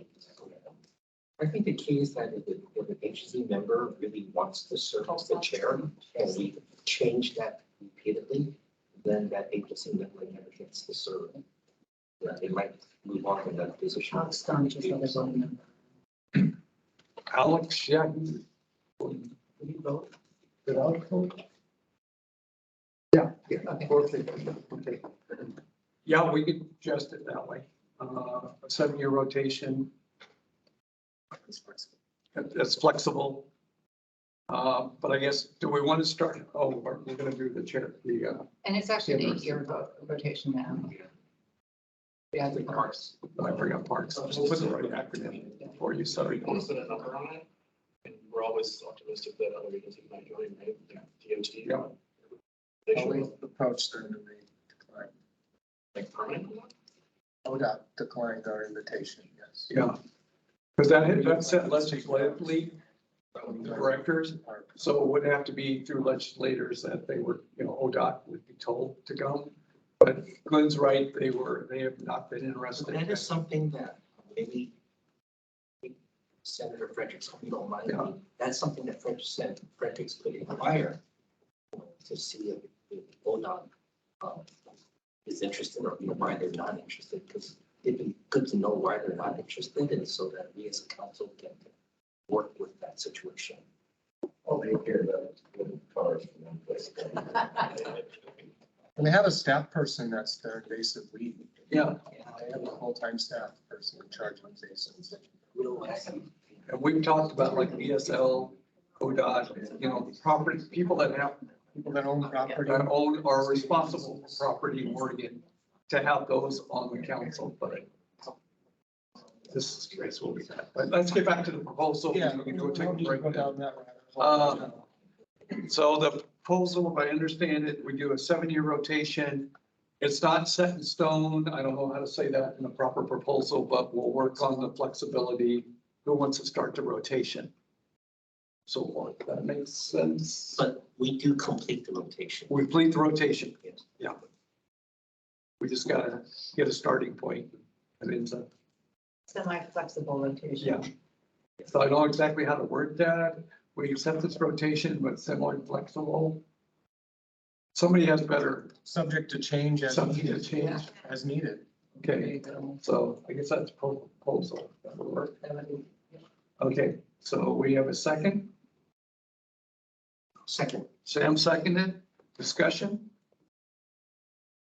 I feel like we already discussed. I did too, but I'm just trying to follow the order if I can remember. Okay, we'll vote on it online.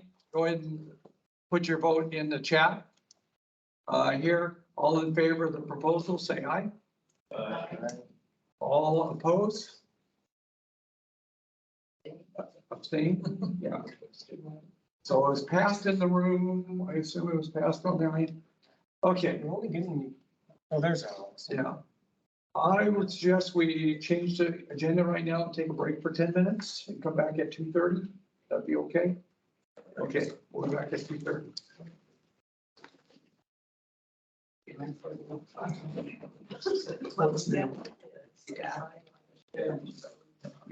He's scheduling like an hour.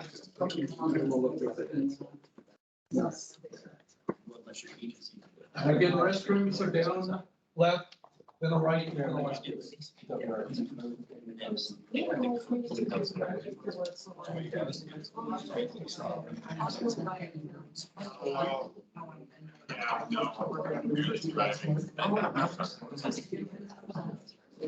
Oh, yeah. Yes. One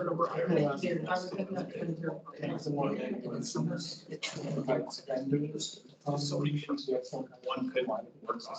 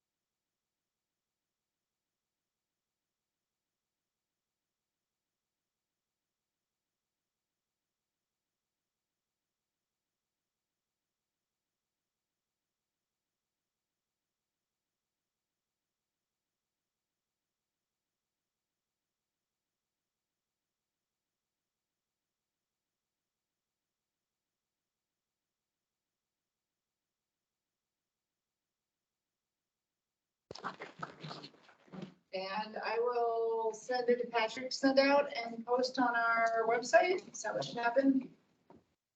Yeah, so, yeah, huge thanks to everybody. Renee Mullen from, the DOJ, thank you. And folks at ODA, Chris Benjamin, and the rest of the leadership as well were integral to this process. 2 years of conversations. I think Rick, first time he was chair last year, was like, okay, let's get this done in about 3 months, but now we're done. And it will be really useful for all incoming members and chairs to go through and just, this is what we've agreed on and what our roles are and what ODA roles are. Perfect, thank you. Okay, Wyatt, Hey, I'll let you introduce yourself. okay, hey everyone, my name is Wyatt and I work for Oregon Department of Forestry as an invasive species specialist. And it's nice to be thinking and talking about something besides the real ash borer. So thanks, Rick, for putting this on the agenda. So as an invasive species specialist, in my unit, we have an entomologist, a pathologist, and myself, and I kind of get targeted with the invasive plants. And so those of you probably here in Oregon in 2020, probably remember we had a pretty large fire year that year. We had a set of 5 fires, and that came through from lightning storm and an east wind event, and very high winds. It had almost 1 million acres were burned.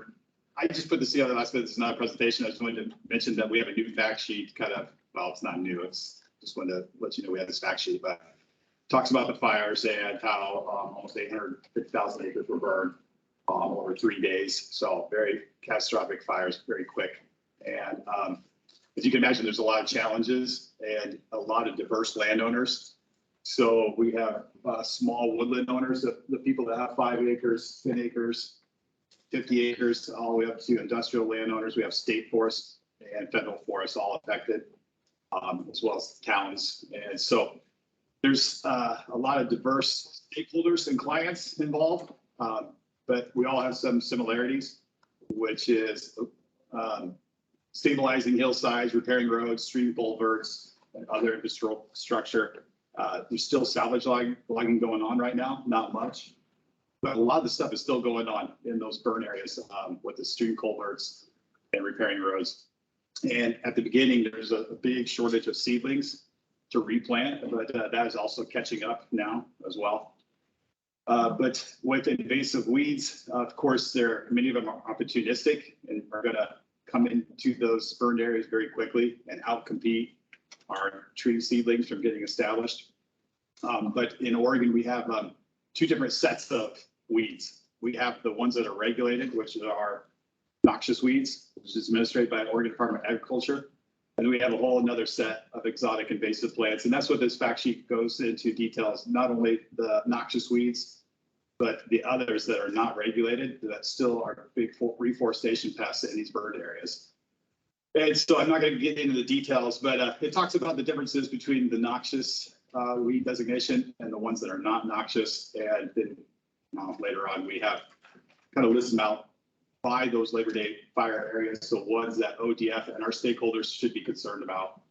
And as you can see, a lot of these have noxious weed status, but there's several that don't. So English holly. So like this table, for instance, I'll just go through a couple here. Bull thistle.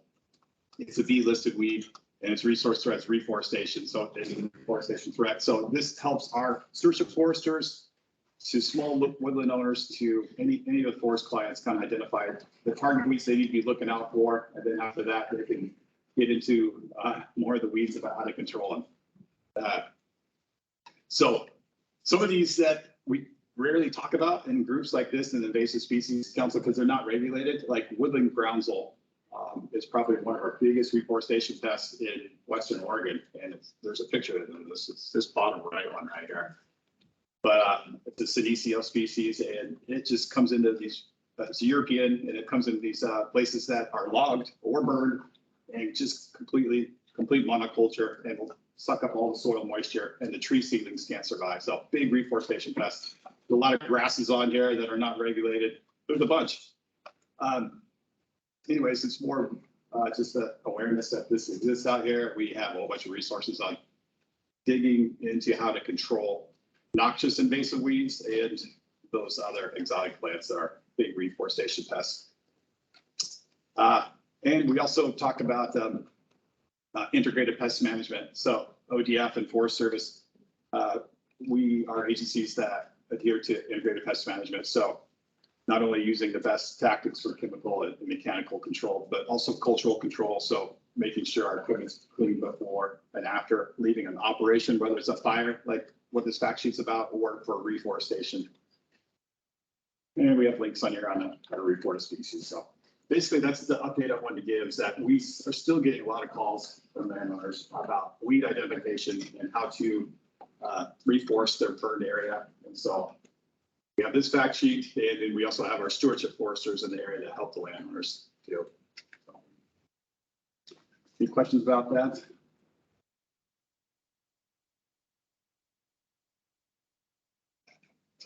Karen, do you have anything you want to add to it? No, we're catching you off guard. Yeah. No, I don't. I think these fact sheets that ODF produces are really helpful. And I think this complements some of the information that we heard from people right after the fires about what they were dealing with.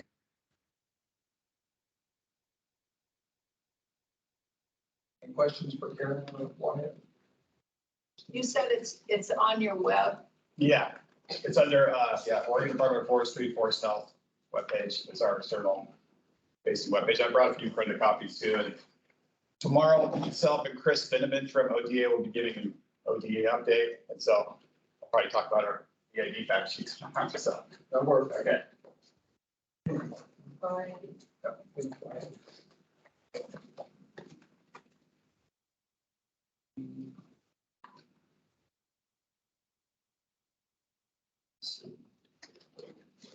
Okay, I'll just give you a quick update on, since we're dealing with critters, and then Christine, you can do yours. The watercraft inspection stations, we were down quite a bit in inspections. We only completed in roughly 14,000 inspections, which match our 2016. Intercepted 6 boats with mussels, clog and zebra mussels, and 289 boats with other type of aquatic invasive species like Eurasian water milfoil, parrot feather, some snail species. So it was down for us, but that was a trend in the whole West. Everybody was down on boat inspections, either maybe due to the gas prices being so much, so we weren't getting as much commuting or going on these designations. But other states, they were like Montana, and Idaho actually increased the number of boats they intercepted, even though they had less total boats, which was great because we use them as our perimeter fence for Oregon. So that whatever they intercept, we don't have to intercept later, which is very helpful. So our season is basically over, except now we'll have Umatilla, or not Umatilla, Ontario and our Ashland station will stay open the entire year. They will be on a two-person staff. So we will be open every day, but it'll be like daylight to dark. And luckily, we have 7 hours of daylight coming up here pretty soon, so it makes it pretty easy. They'll be on that until we'll bring the other check stations back up at first week in May, with training the last week of April. And hopefully we'll have all of our stations open this year or next year. This year, we were not able to open 2 of our stations due to staffing. We just couldn't find people to work in Brookings and Lakeview. So we never had those stations open. Do you have a good sense of the percentage of boats entering that actually do that?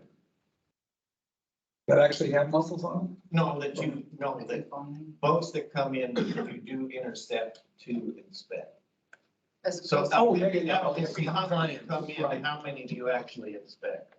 Well, we generally, a typical year, we will, and I'll just go on interceptions.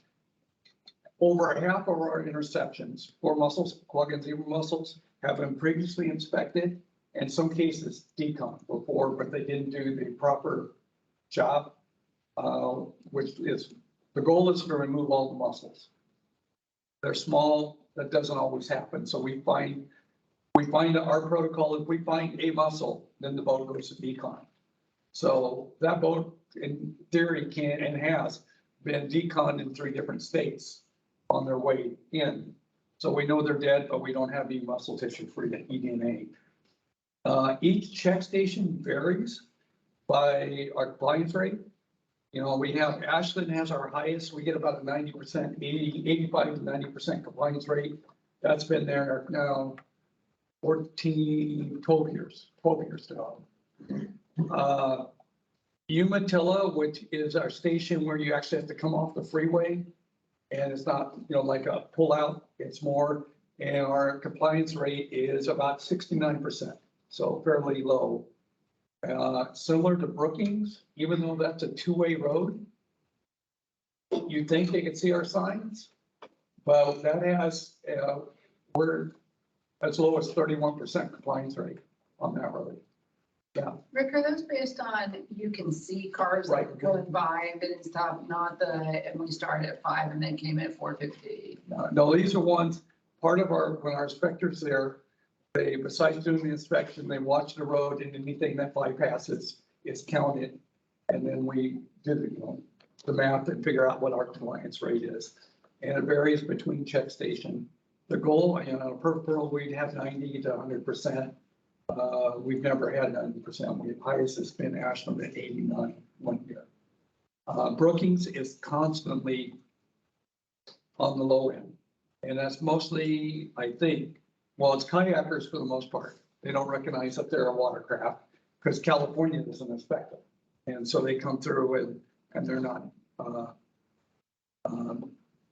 stopping for the most part. So it's not motorized for the most part. We did have our first ticket this year for transporting prohibited species. We had Idaho called and let us know that they had a person that had mussels on it. And Idaho has a weird interpretation of the commerce rule. And if you're a boater and you say you can't decon my vessel, then they got to let them go. And everything stops right there. They're done. They have that rule on commercial vessels. So Idaho calls us and we go, okay, we'll deal with them when they get here. And fortunately, this vessel was a very distinct vessel. And we saw it going by bypassing our check station, even though they were warned in Idaho that they were coming. And we stopped him at the port of entry at Farewell Bend. And he was actually cited for transporting prohibited species and bypassing the check station. So he got double.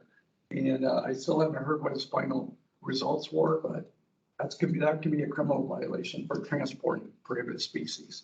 So that's the first case we've had in 14 years of actually a transport case. We should try and find out that end result. That Yeah. hasn't happened quite yet. Maybe try and get word of it from the state police, is that right? Yeah. And it's one of those where everything worked perfect. Idaho notified us. It was a distinct vessel, so we saw it. And OSP reacted really quick.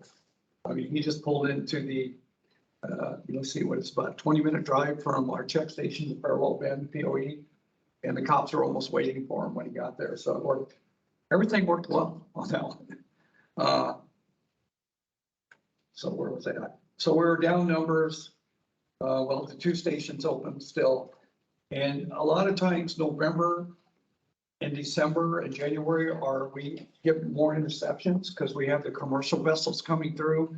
And these are the vessels that have sat in marinas all year.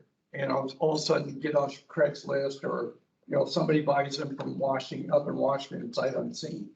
And so we get a lot of Lake Erie boats, Lake Superior boats out of Texas. And so we get quite a few that way. So I would expect before the year's over, at least 3, but maybe another 5 or 6 boats coming through. Because we're the only, the West, Well, we'll be the only ones open, except Washington is gonna keep their Spokane station open all year long, which is, so we're covered from the north. So who's funding all this? Is this ODF and W or you? No, this is through the Aquatic Invasive Species Prevention Program, which they set up in 2009. So there's a fee attached to motorized boats, and for any non-motorized boat, 5 foot long, 5 foot, excuse me, 10 foot or longer. I was gonna say, Yeah. better instead that 10-footer I got. 5 foot would be great. We could get a lot more revenue. And so we get the revenue and goes to Oregon State Marine Board. And then the inspection stations, Oregon Department of Fish and Wildlife operate, and then we bill basically Oregon State Marine Board. And that was set up by legislation in 2009. Then we also used that funds to do a 50-50 cost share with the Water Reclamation Development Act with the federal government. So basically go from a $500,000 program a year to $1 million program with WRDA. So we're gonna hire everybody and keep longer hours. So that's that, and then we'll start again in April. The other crayfish, northern crayfish, again, We have one question. Sure, go ahead. So does any of that money go to state law enforcement? Yes. To actually assist you? The Marine Board, part of that funding goes, and Glenn and Josh deal with the Marine Board, sheriffs and OSP, setting up them and paying them, and they do monitor the check stations. So many hours a week they're supposed to be at the check station, so we're dealing with bypasses. Glenn, you guys can add. And these are separate contracts, Sam. It's not out of Rick's pot of money. It's the same pot of money for the permits. It's just we sign separate contracts with law enforcement to monitor the stations and something. And with law enforcement, it varies between department. Some of them are really aggressive and will cite people for bypassing check stations. Others are not so, they're more of a warning. And we actually had changed in 2019 where we made it where law enforcement can make the person turn around and go back to the check station. So we are checking them. And several of the OSP, Klamath Sheriff, they all did that, was turning vessels around to have them inspected, even if they didn't cite them, they at least do that, which is good. So did your earlier numbers about compliance take into consideration those vehicles that are turned around or intercepted by the police also? They would still be considered Non-compliant. Yeah. We count them as an inspection, but they would be in the non-compliance numbers. But they did get inspected. They did get inspected. Not the majority. That's new. So unfortunately, for example, like Klamath Falls Sheriff's Department, we only have them under contract for monitoring the stations 10 hours a week. And last year, they could barely meet half these hours because of their staffing problems. Law enforcement and the things. Same thing with Malheur County in Ontario. They're contracted for 10 hours a week and they were only doing about 4 or 5 because they just didn't have enough staff to be sitting on an hour. They took their staff and responded to 911 calls. Yeah. Because all of law enforcement is strapped so thin statewide. State police will only do the monitoring work with overtime hours. So it costs a lot of money to have state police system. Ashley, you have a question? I do. So when I was sampling over along the Snake River, I talked to a person who's in charge of kind of getting people on the river on inflatable watercraft, and he was concerned that those watercraft don't need the permits, and a lot of the time they come across the Idaho border, and so there's a risk of invasive species moving in that way. And I was wondering if there's any way to kind of address that issue and those concerns. Well, shared waters like the Snake or the Columbia, our neighboring state, a person could use their permit on that water body and launch on either side of the state. But they are required still to, if a inspection station is open, to comply with inspection. Even with inflatable. Even with Okay, I got inflatable. And we Are found, there, go ahead, go ahead. Ashley. oh, I was gonna say, are there, are inspection stations common along there? We have one in Ontario. All our Okay. stations are located on the borders because we're worried about boats coming into the state, not so much in the state. Idaho is not one we're really worried about, but we have a station in Ontario, Umatilla, Lakeview, Klamath, Ashland, and Brookings right now. So we have 6 stations if we were fully staffed. So there are ways into the state that they can bypass a check station. Unfortunately. Okay, thank you so much. Yeah. And inflatables, we have not this season, last season, we caught 2 inflatable kayaks that had quagga mussels that came out of Lake Powell. So they're a lower risk, but we actually do get them sometimes. Oh, okay. Yeah. Other questions on the watercraft? I'll quickly go. Northern crayfish we found in Ashland this past spring. We were hopefully very optimistic that we got it at the source. We quickly found out that we didn't. And so we found them in Ashland. We found them in all the creeks around Medford. So they're established pretty much in that Ashland Medford area, anything that flowed out of Bear Creek and Ashland Creek. So Southwest Oregon has the privilege of having all 3 of the 4 of our invasive species in their water systems. And the northern crayfish is probably as aggressive and not more aggressive than the rusty crayfish, which is found in the John Day rivers. So they're too well established to do anything except for maybe some slight controlled trapping, but they're everywhere. Though we found, so they're most likely in the road now too, would be my guess, since our last trap we set was like a mile away from the mouth of Bear Creek, where it or not the mouth, yeah, where it enters the road, and we caught all northern crayfish in that line. So they're pretty well established. And so we have 4 or 5 invasive crayfish, northern, ring, red swamp, and rusty. So we have 4 non-native crayfish in Oregon now, all established populations somewhere. Yeah. Rick, what do you think is the source of the northern crayfish? My guess is where it was originally found was in the canal system in through Ashland. So my guess was to be a classroom release, similar to the John Day, how it got it started for the northern. Now the ring probably came in through fishermen, would be my guess. And the rings don't seem to be as aggressive as the northern and the rusty. You know, feeding signals and them seem to agree a little bit better.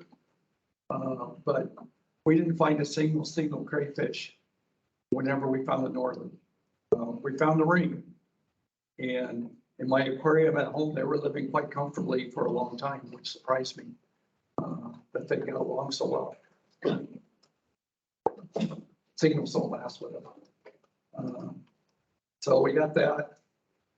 We're doing some more, we're doing eDNA studies. Jade down there, our habitat biologist, doing in eDNA on several more streams so we can figure out how far distribution we actually have on these things. And if they're, especially if they're up above Hyatt Lake, up in that area, we don't know that yet.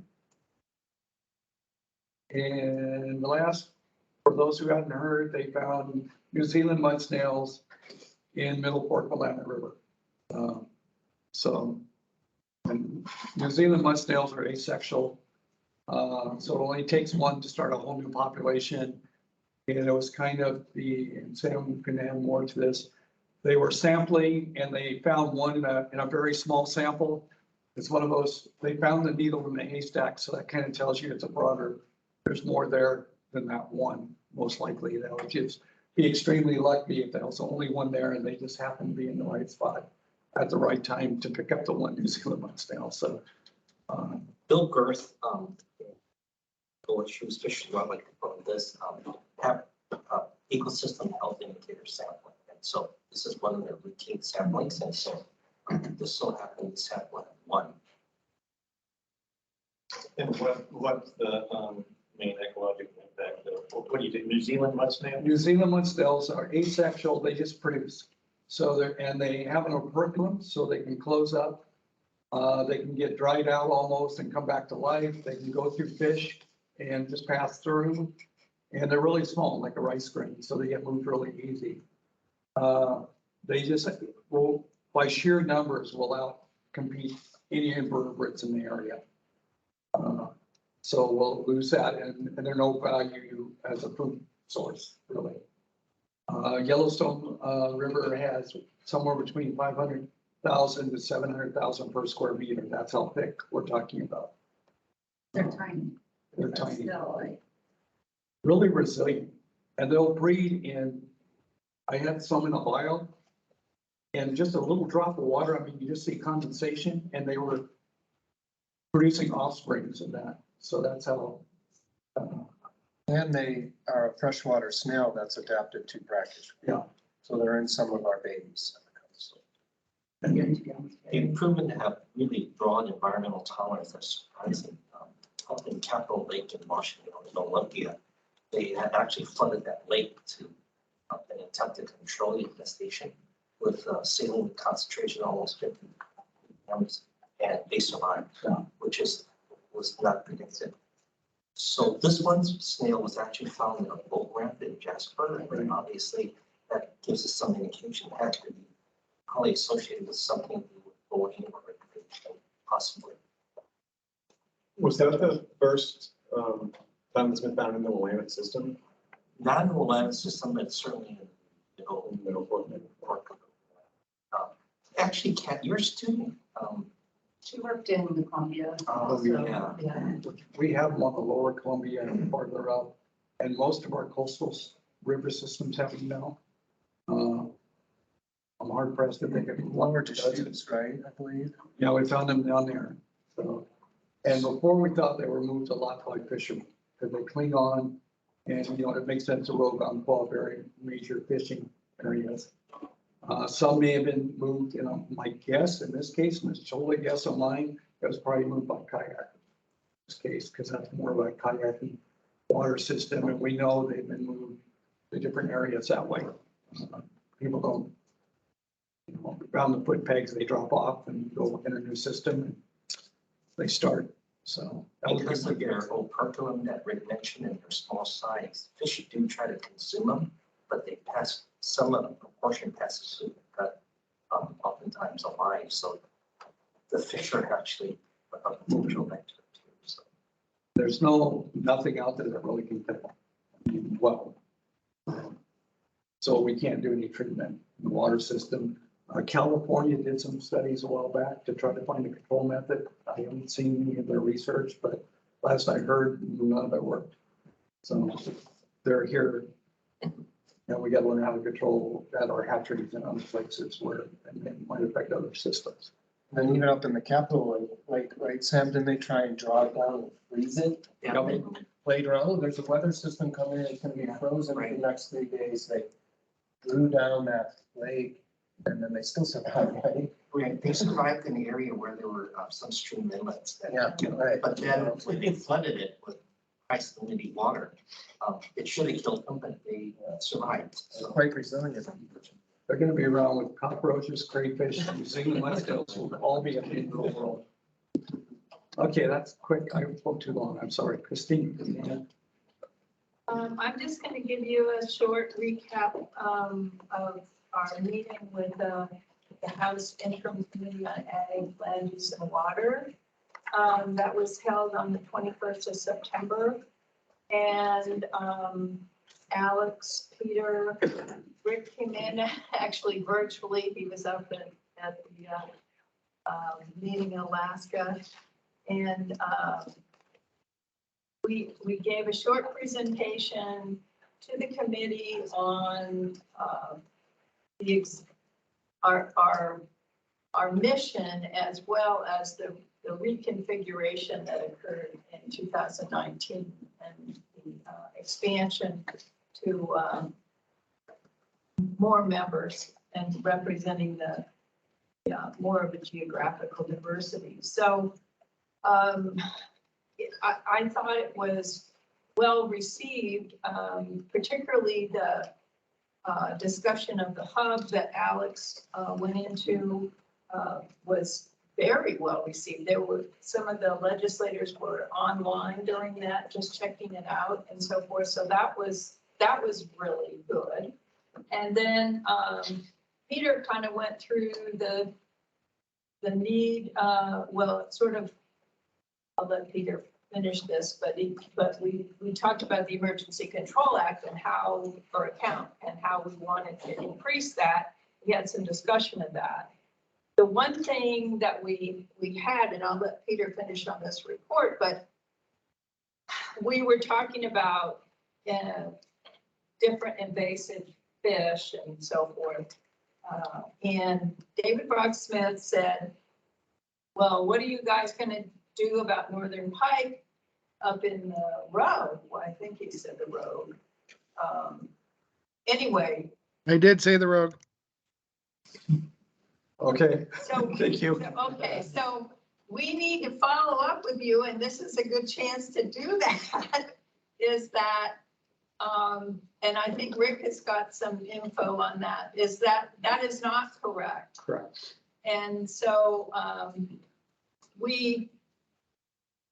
but it showed us that we are still not doing a good job of getting the information out, getting our networks established so that we can clarify these things. So we did look back, to make sure that our hub was correct, and it is correct.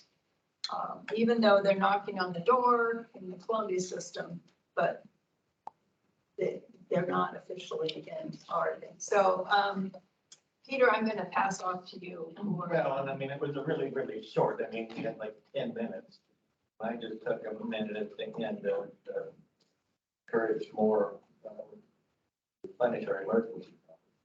But the important business I am in. And our liability insurance too. Right. So, Representative Smith, if you want to comment on that, that would be great.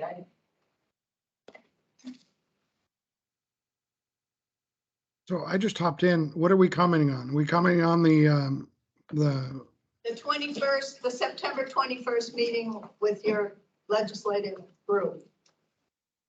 Natural Resource Committee group. Okay, so my Committee on Natural Resources.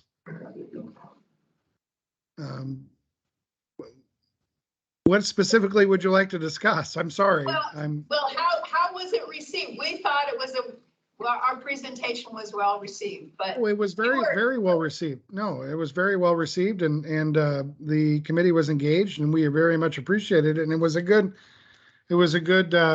tee up, of course, for the funding discussion that we're going to have as well, and how we can get the council more resources to make sure that they can continue to do the good work and expand it.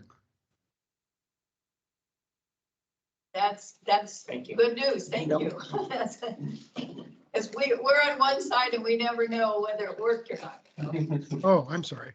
And I'm hopeful that, after some discussion, and if any of you have the opportunity to kind of, have the conversation with Chair Marsh on it, it'd be nice if we could get the legislation as a committee bill, right? So that we all are there, bipartisanly supporting the piece of legislation for the council. That sounds great. Sounds like a nice invitation. Yep, sounds good. Thank you. Christine. Senators. Go ahead, Senator Frederick. No, I was just going to say, I agree with Representative Smith. I think it's really important for us to get as many areas of support within the legislature there and within the assembly. So I agree. This is the kind of thing that we need to do. I was just listening as well to the rest of the presentation. I am very upset about this mud snail from New Zealand. I had not heard anything about it before, and that is upsetting because it appears to be a very almost an impossible situation to really handle, except to just identify it. If it's doing the kind of damage that I was hearing about, we are in for a real problem. That really disturbs me. Very concerning. I guess I would comment on that, having researched that for probably about 20 years before I retired. The sky is not falling, but it is exceptionally problematic where it has the suitable habitat. And it's not a quagga and zebra mussel issue. It's a more localized. But the frustrations of all of us that face with all these vehicles and vectors around, and this one just takes advantage of that so amazingly, because it can be transported on waterfowl and within the gut of a fish and everything. And then if it finds a suitable habitat, there it is going. But the populations, for example, in Montana have been localized. It is a problem in fish hatcheries. Gets established in a pond situation.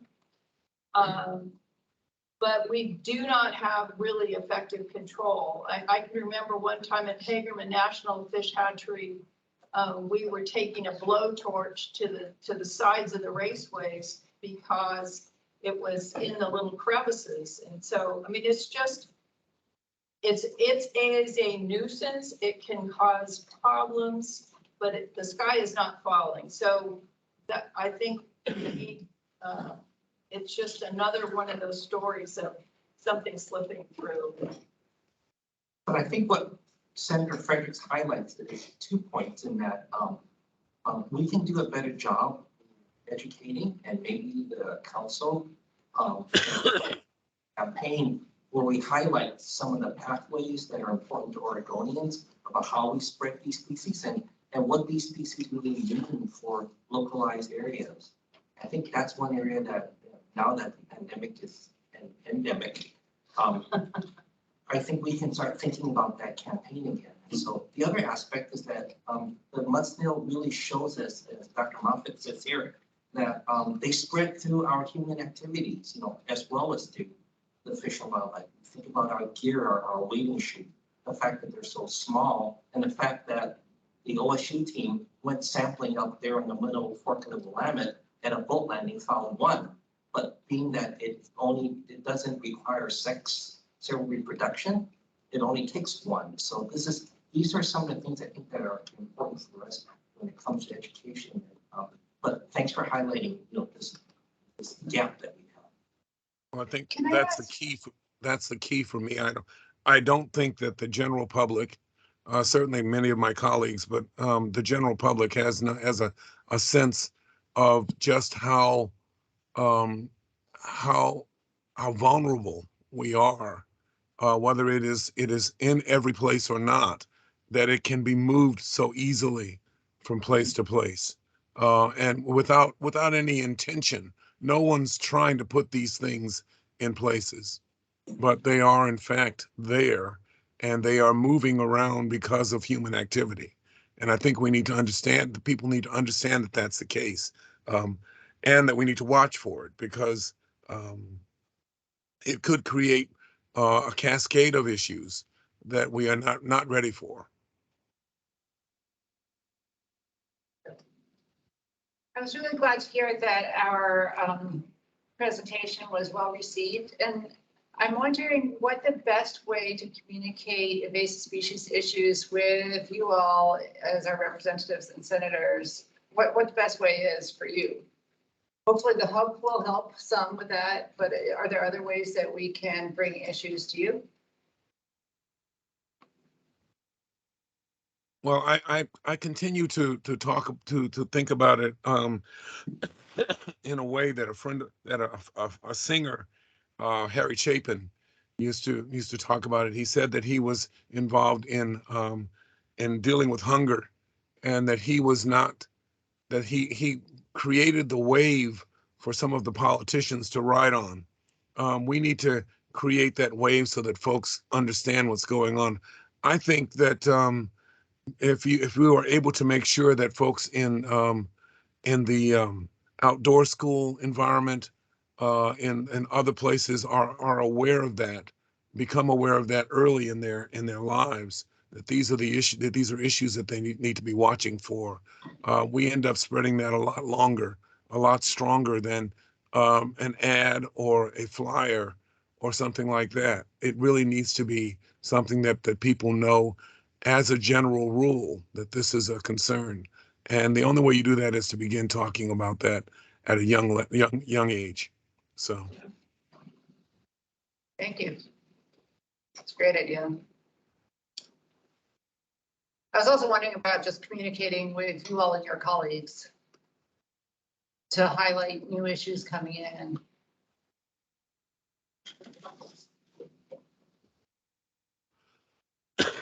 Our colleagues are often targeting a lot of other issues, and they don't get a chance to think about this. I think it's important to make sure that they get at least some information. And let me make it very clear. One of the key things is to not just try to target our colleagues as so much as to target their staff, because the staff actually knows, is dealing with those things. And if they hear about it, there can be a redundancy factor there to get the elected officials knowing what's happening too. And pardon my throat and my voice, I've been coughing, dealing with, unfortunately, a bout of pneumonia the last week and a half. So that's what I've been dealing with as well. I see that Representative Smith is coughing every once in a while too, so. Must be from the smoke, right? Representative Smith? Well, We have well, lots of smoke down here, the smoke here is pretty significant.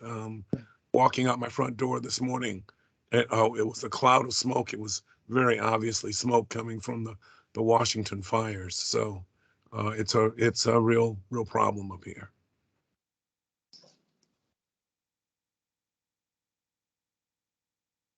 So Senator, you should have received the, I think Shalia sent to your office. It's only been a day or two ago, the LC concept for funding for the council.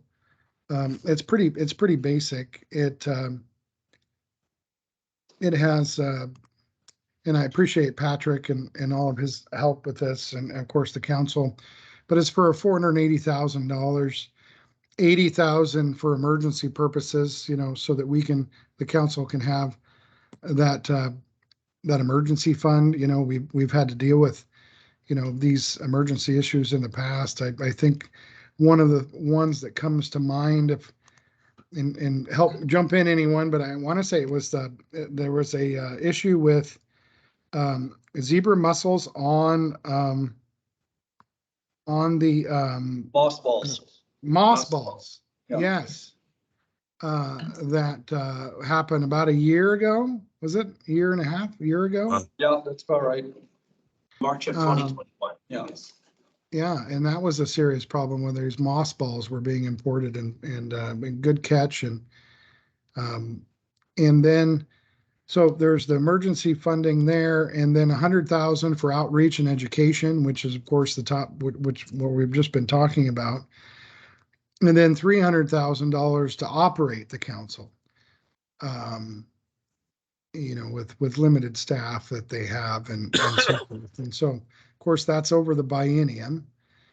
And again, as I mentioned earlier, it'd be nice if we can get it as a committee bill in one of our respective natural resources committees, and one of the chambers, Senator. And if not, I think it's going to be you and I, my friend.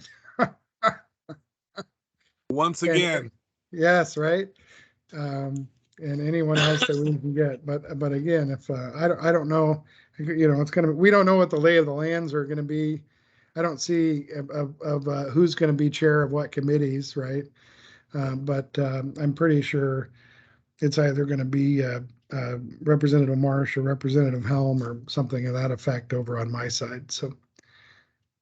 Well, part of the other thing, of course, and I think that it's good for the council to know this, I think you're talking about 50% of the folks have never or will be new or have never been part of a regular legislative session, and this session won't be regular either, because we won't be the main part of the Capitol is closed, and what will be until 2025. So we'll be talking with new people. So if we've had information in the past to legislators, it's going to be important for you to get that to new folks and to their new staff, because they will not know about it. They will not know that there is an invasive species council. Let's be real simple. They don't know that it exists. So you're going to need to get some good information out there. And I would keep that in mind as soon as the election comes in, that you need to get in touch with the legislators who are successful in the election and get that information to them, so that they know that the council exists and that their concerns and that these are the concerns. And I would go into the list of the invasive species that you're concerned about and that you're working on right now. Very good advice, Senator. I fully agree, Patrick and the council, to come up with not only just a one pager, because some people still like paper, but to also be able to email that out as soon as possible to get it in front of the new members. Because he's right. I mean, it seems like nobody ever leaves the Senate, but when it comes to the House, it's a revolving door. And and so I will actually, Senator, be tied for second in seniority in my caucus. Wow. We kind of ran the rough numbers, but it would be like, it's somewhere like 13th or 14th in the House.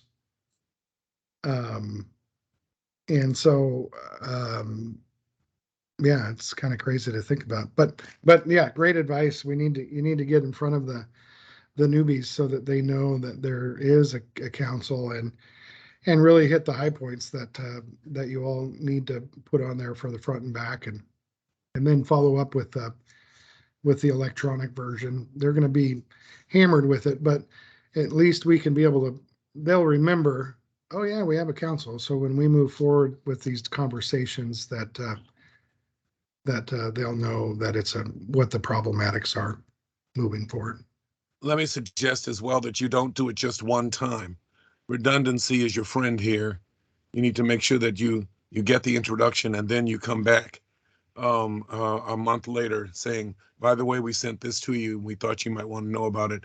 And how many different groups are involved. I'm on the Penwar board, and a number of these things were brought up in the last Penwar conference as well. Although I've got to say the mud snail was not. So it's the kind of thing that people need to know about. And so it's that there are other groups, not just the council, the Oregon Council, but there are other groups around the country who are concerned, that there are biologists who are concerned, that there are industry people who are concerned about these kinds of things. So, I mean, David and I have been working on the sudden oak death issue. Still want to figure out what it is we're going to do to try to address that in an effective manner, because it's not going away. And so we need to figure out how we're going to deal with that as well. And there's and I too am on Penwar with the senator. I was unable to make the last conference. However, we do have regional issues that you all are aware of. You're engaged, especially the staff. And Senator's right. Get it in front of them multiple times, and you'll have the building open actually. So you can actually do the office visits that you haven't been able to do since 21, and get on people's calendars to actually sit down and talk to them for the 15 minutes that they might give you. So it's critically important, because I know we're going to push hard for these resources, because I also we're working. I'm the chair of the Legislative Sportsman's Caucus, and we have the chronic wasting disease with the cervid population that we need to that we passed legislation in the past, and that we're going to need to bolster, because we've found some, not in Oregon, but in Idaho. And so we need to make sure that we continue that program and do what we can to stop that from coming into our state as well. So what I'm hearing is that this council and our agencies and our members in the council needs to provide some, not just informative tools, but needs to be done in slightly different ways, from fact sheets to electronic correspondence to maybe social media type information. And if that information comes, would these 3 areas be what's critical to get legislators' attention? One is that, why it matters, what it means for Oregonians or for